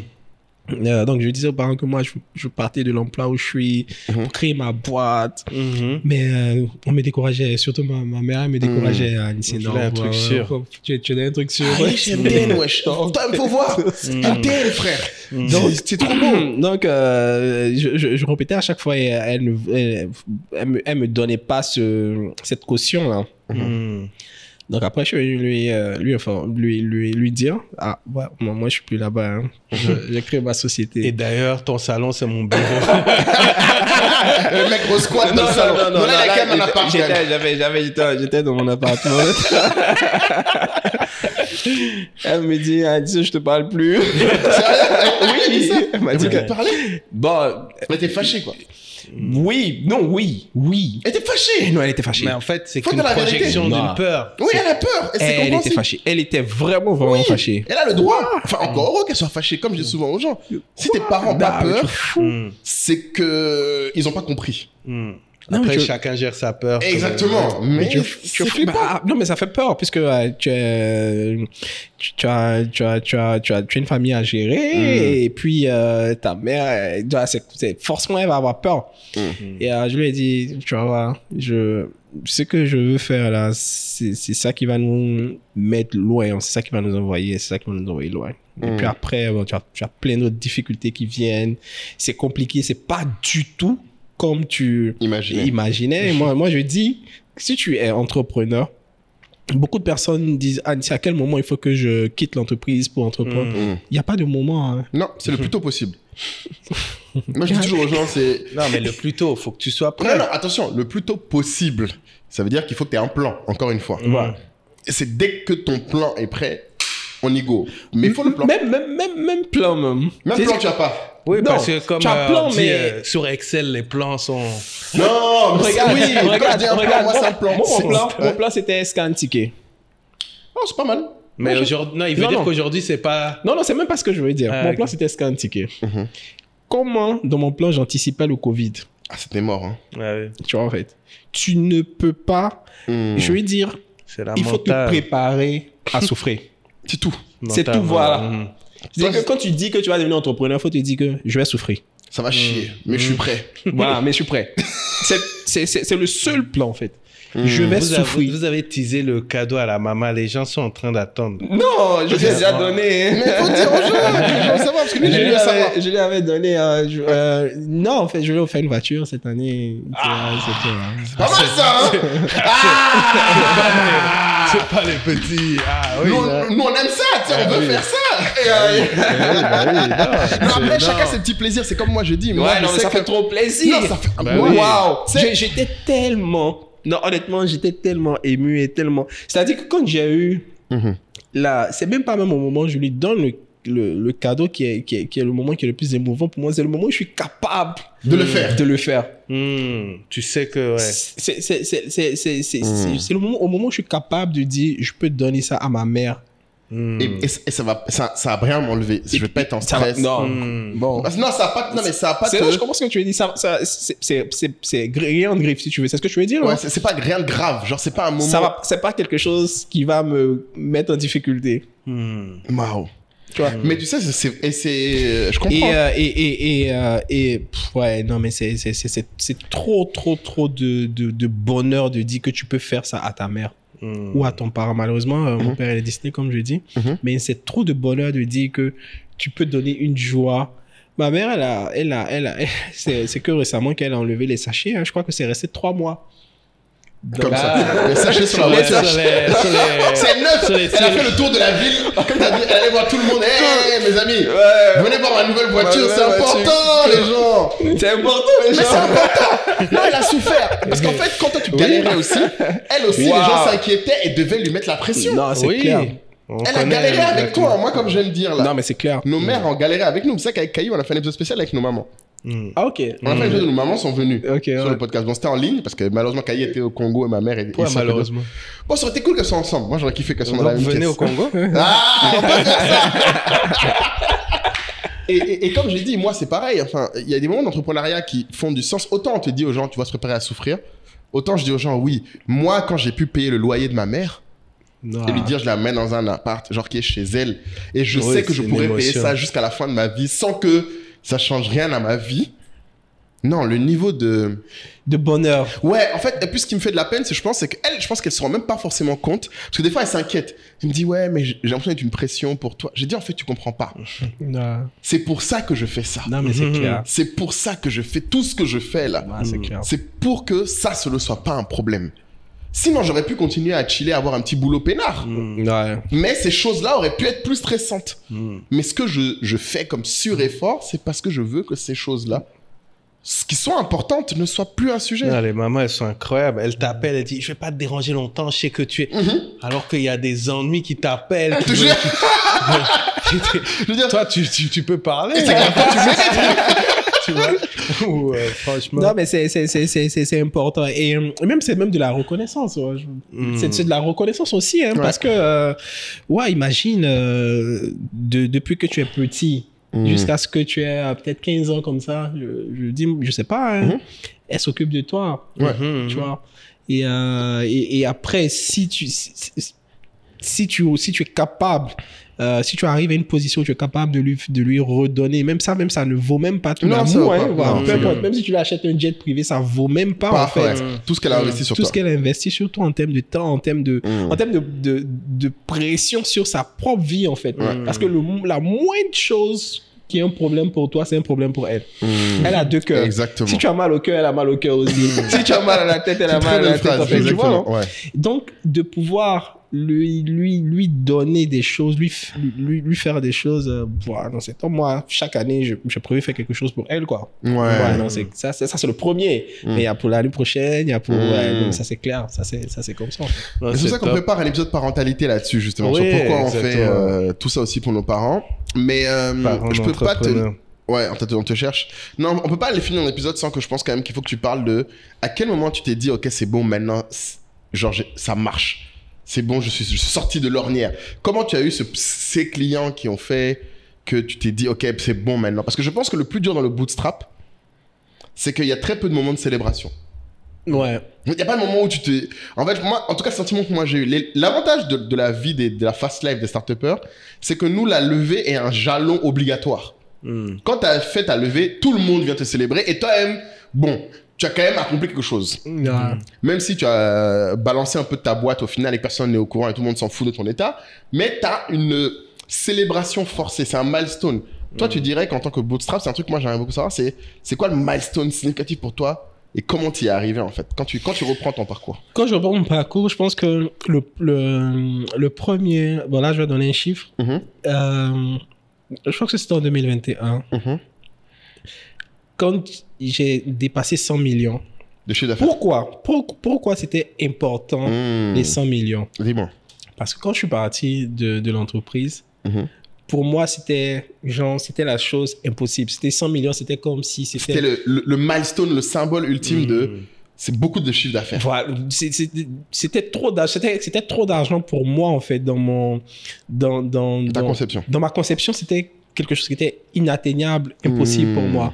Quand je partais. Donc, ce que j'ai fait, c'est que quand je suis parti, j'ai pris ma boîte s'appelle Scan Technologies. Donc, c'est bête, mais c'était tellement important pour moi de faire ça. J'ai pris des feuilles A3.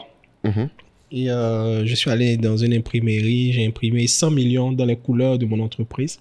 Et j'ai collé dans mon appartement. Comment ça, t'as imprimé 100 millions? J'ai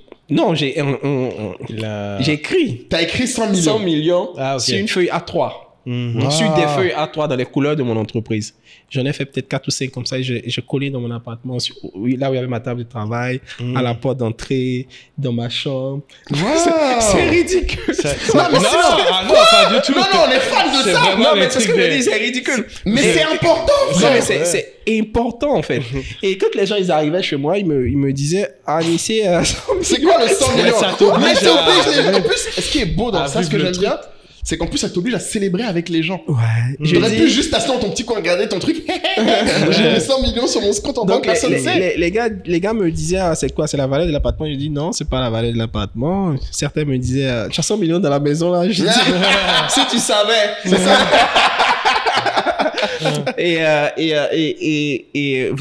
et ça me mettait la pression. Mais parfois positivement. Positive. Ouais, quand tu vois les 100 millions, je dis, waouh! Ouais. Je vais jamais faire ça. Ou bien, comment je vais faire pour faire ça? Qu'est-ce que je faut que je fasse pour faire ça? Et donc, ça me faisait me poser des questions là. Qu'est-ce qu'il faut que je fasse pour pouvoir réaliser ce truc qui est totalement inimaginable pour moi? Mais c'est quand j'ai atteint en 2021.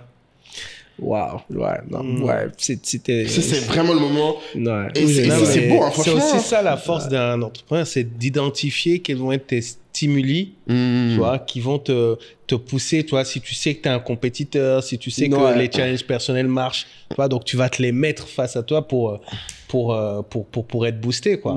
Tu vois. Et ça n'a rien à voir avec l'appât du gain pur, bête et méchant, puisque non, c'est un challenge, c'est vraiment une victoire.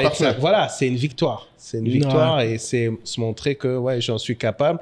Et après, plusieurs années plus tard, tu te rends compte que bon, t'es que le début. Tu vois, là aujourd'hui, c'est la zone du goûter. C'est la zone du goûter. C'est intéressant que tu dis ça parce que tu vois. Tu viens en manger. 100 millions, c'est devenu la zone du goûter. C'est ça. Non, mais que les gens sachent et que c'est possible en faisant ça en bootstrappant. Parce que je sais que les gens se rendent pas compte que, en fait, pour beaucoup de gens, le seul chemin pour arriver à ça, même que tu décris, c'est qu'il faut lever de l'argent. Avec la TX Factory, découvrez un monde de créativité et d'innovation à travers nos réalisations.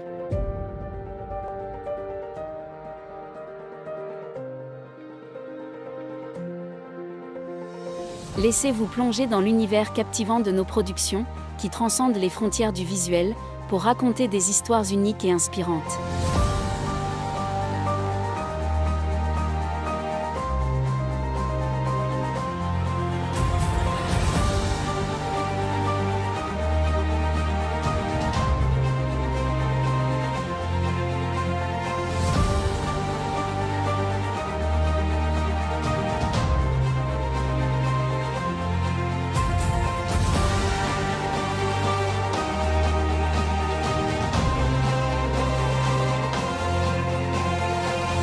Pour tous vos besoins de production, n'hésitez pas à nous contacter.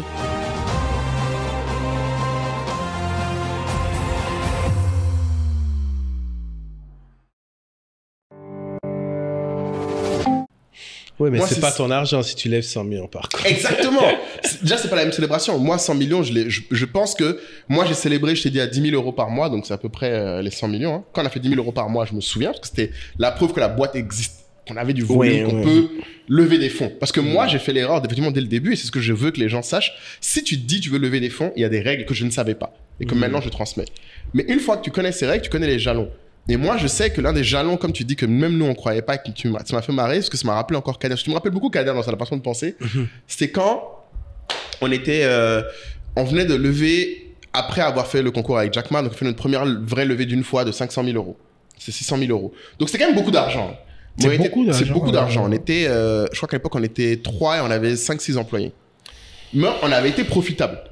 En fait, ce qu'il faut savoir, c'est qu'on a été profitable une première fois, en 2018. Sauf que nos investisseurs nous ont dit, c'est la merde. Ils nous ont dit, c'est pas pour ça qu'on t'a donné l'argent. On t'a donné l'argent pour faire de la croissance, pas pour être profitable. On veut pas que tu fasses une PME, on veut pas que tu fasses je me souviens, la phrase que Cam Reda la répète à chaque fois, on va pas vous laisser faire une boîte gérée en bonne famille comme bons gérants, comme des bons petits gérants. C'est pas ça pour ça qu'on vous a donné l'argent. Donc nous, on était choqués parce que nous, on s'est dit, normalement, vous devrez être contents. C'est le moment où on a enfin une boîte qui est stable. On sort de ça, donc on réussit à lancer le nouveau produit qui était donc le shipping. Jack Ma nous choisit pour le African Business Heroes. On reçoit les 600 000 euros du coup du même investisseur, il réinvestit. Et quand il réinvestit, je me souviens, au moment de réinvestir, donc on a fait un pacte d'associés, évidemment, où on définit, dans les termes, il y avait le terme que les gens ne connaissent pas bien, qui est la clause de rachat.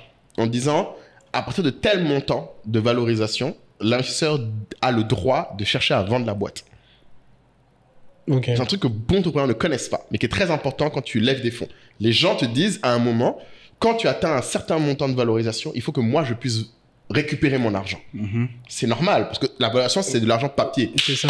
Eux, ils doivent rendre l'argent aux gens qui l'ont donné, donc ils disent à un moment, il faut que je puisse Mais il le rendre. récupère avec qui? Il va vendre la boîte. Mais à qui? Un autre. Il va chercher une autre boîte qu'il peut acheter. c'est Il ça. cherche, voilà. Ouais, d'accord. En tout cas, il a le droit, Il a arrivé le à une droit, certaine d'accord. valeur, de dire, on va chercher quelqu'un, ou quelqu'un qui me rachète moi, ou qui rachète toute la boîte. Ok. C'est une clause qui est quasi standard. Ok. Les beaucoup d'entrepreneurs, d'ailleurs, quand ils la voient, ils sont mal à l'aise. Ils disent, mais attends, ça veut dire quoi? Vous allez vendre la boîte.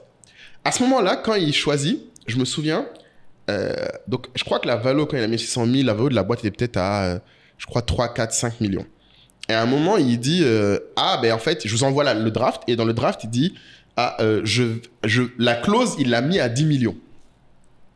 Et en fait, Kader et moi, on n'a pas vu la clause au début. En fait, moi, je regardais les clauses de contrôle.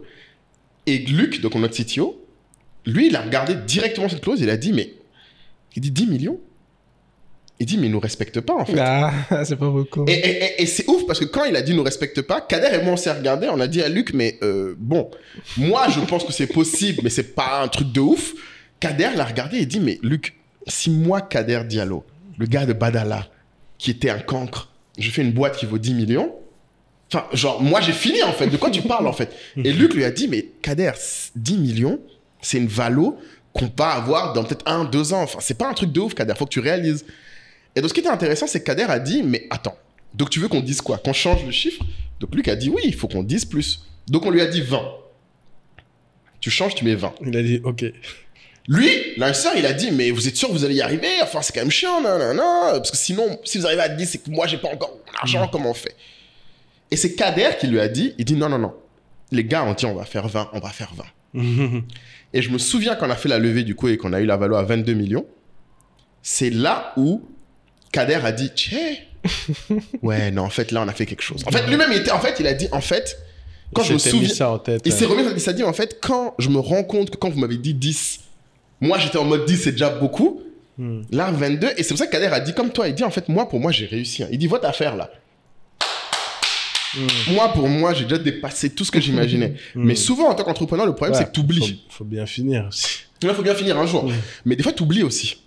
Ouais, non, tu oublies. T'oublies on que célèbre pas. Tu célèbres pas particulièrement. Comme tu dis, nous qui ne vont pas, on n'a pas.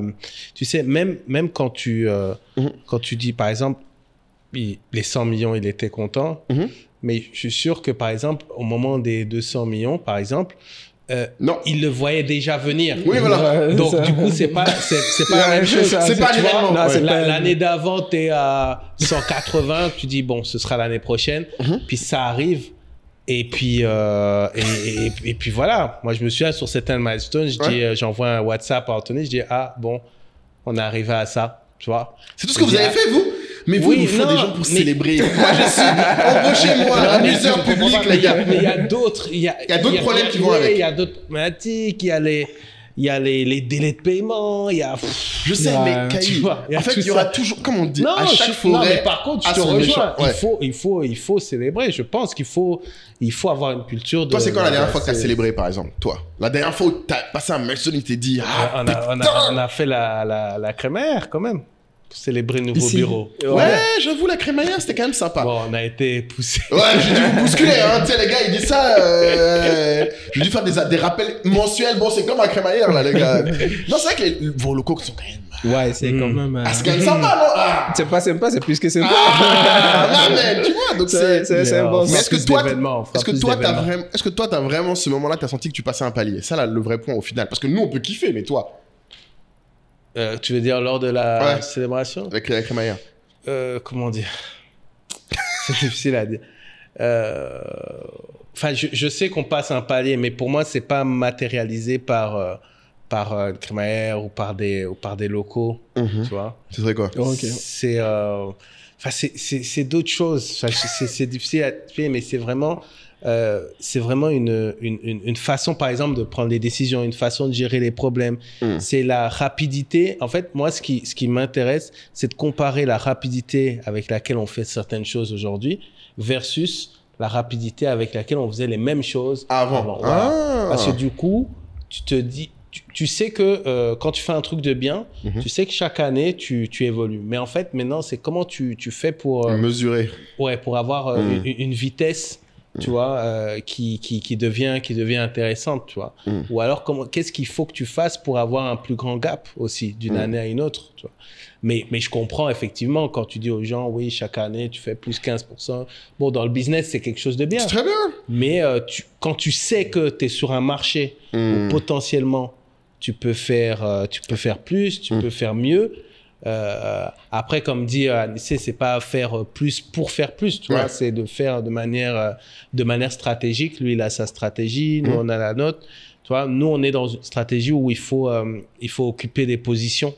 Quand même, parce que tu signes des contrats longue durée, donc tu occupes des positions et après tu te développes. Donc tu vois, ça va plus être, c'est peut-être un discours je sais pas, d'ancien que j'ai, mais c'est vraiment basé sur ça, tu vois, sur les process, sur la cohésion de l'équipe, sur l'autonomie de l'équipe, sur la capacité de l'équipe à prendre des décisions, basé sur quoi? La culture du reporting. Tu vois, c'est pas des trucs sexy, mais par contre, quand je vois, je viens à notre call hebdo avec les managers les plus expérimentés et qui te font des analyses de plus en plus fines. Ah là, tu kiffes. Ah oui, ouais, vraiment. Là oui. tu sens mais je le vais pas progrès. faire une fête, tu vois. Je vais pas faire une fête. Tu leur as dit? Oui, je leur ai dit. Tu leur as dit, ouais. Parce que moi, l'autre jour, par exemple, on a fait un HM avec mes équipes, une réunion d'équipe où je trouvais que les gens posaient plein de bonnes questions. Ouais. J'ai fait un post pour dire, cette réunion était vraiment Dans bien. Basecamp. Ouais. J'ai fait un post pour dire, les gars, non, j'ai déjà fait. il faut leur des dire, mails là-dessus. genre quand c'est doux.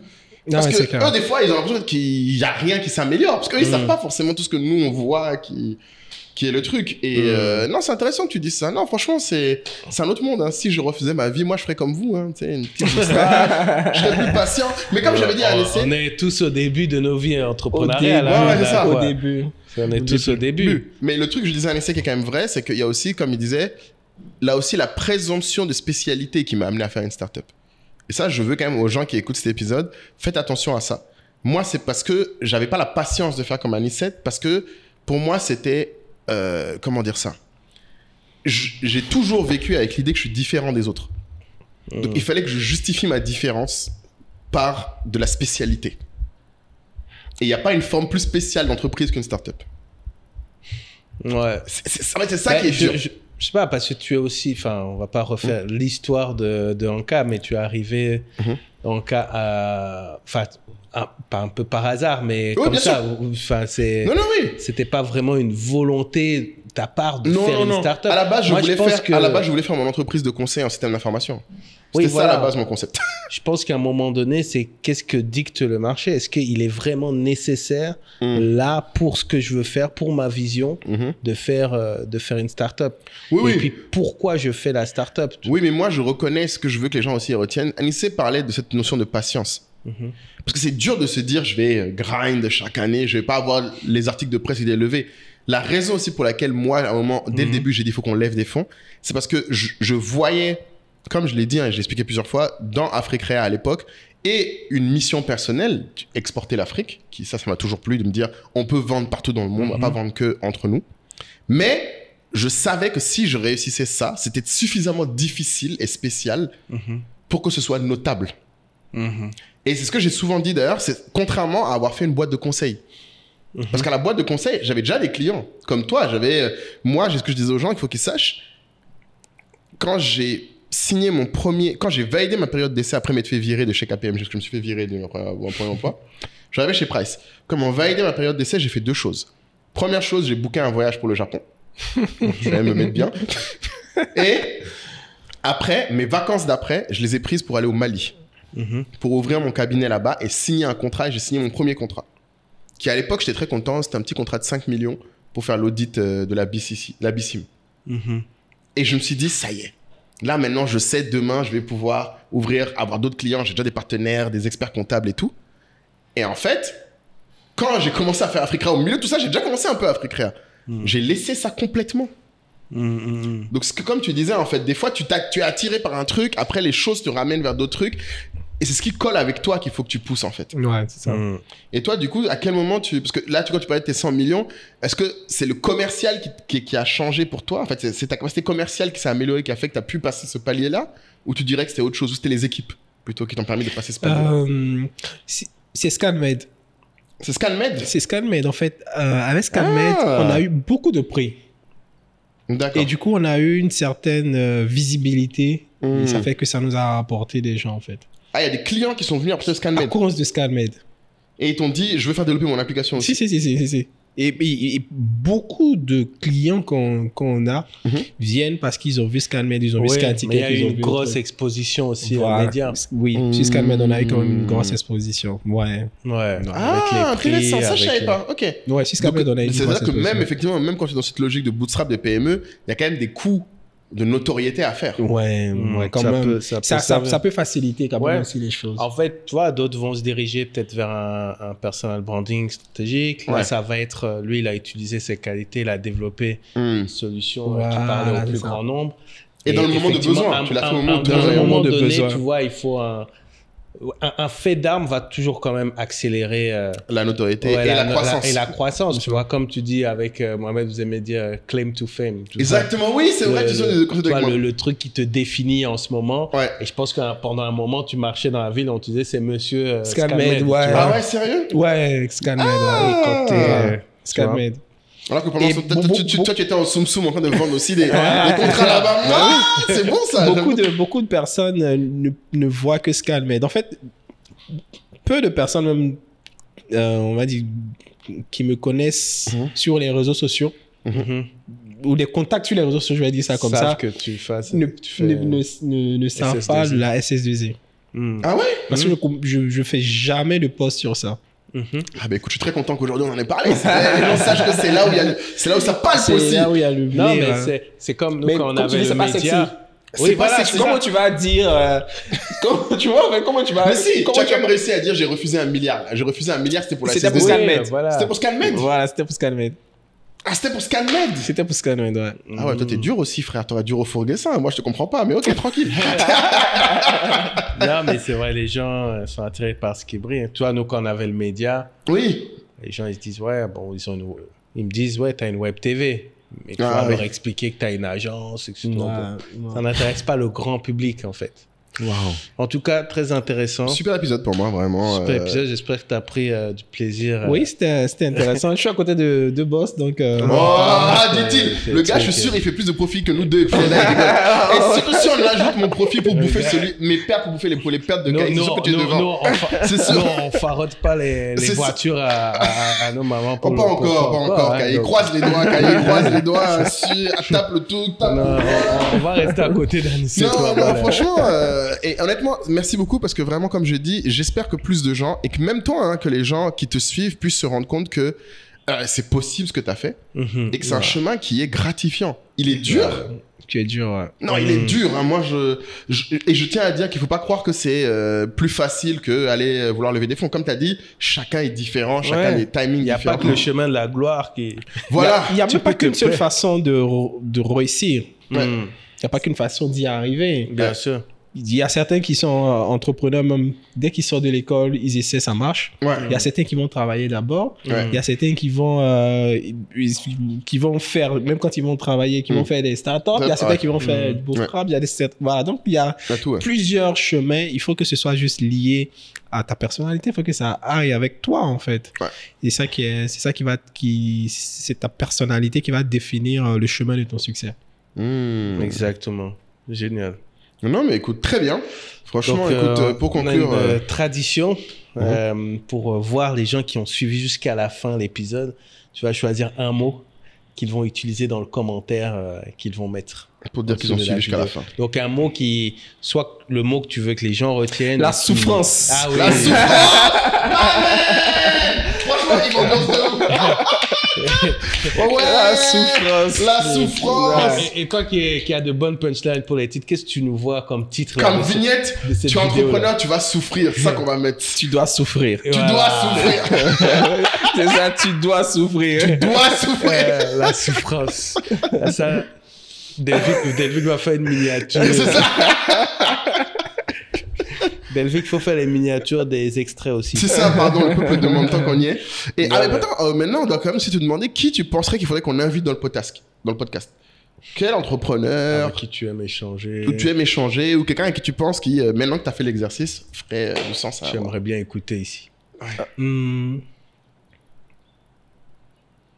Bon, vous avez déjà pris beaucoup. Hein. Moi, j'aime bien. Comment il s'appelle? Zézé. Ah, je pense Stan, que vous l'avez pris ouais, déjà. Stan est venu, une fois. Ah, bien.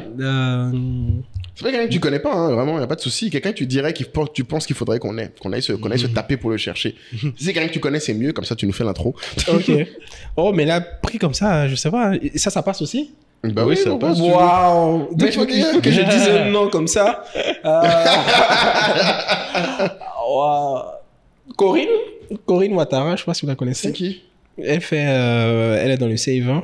Ah bon, je connais pas, ok. Passe Santé Mousseau. Elle est bien.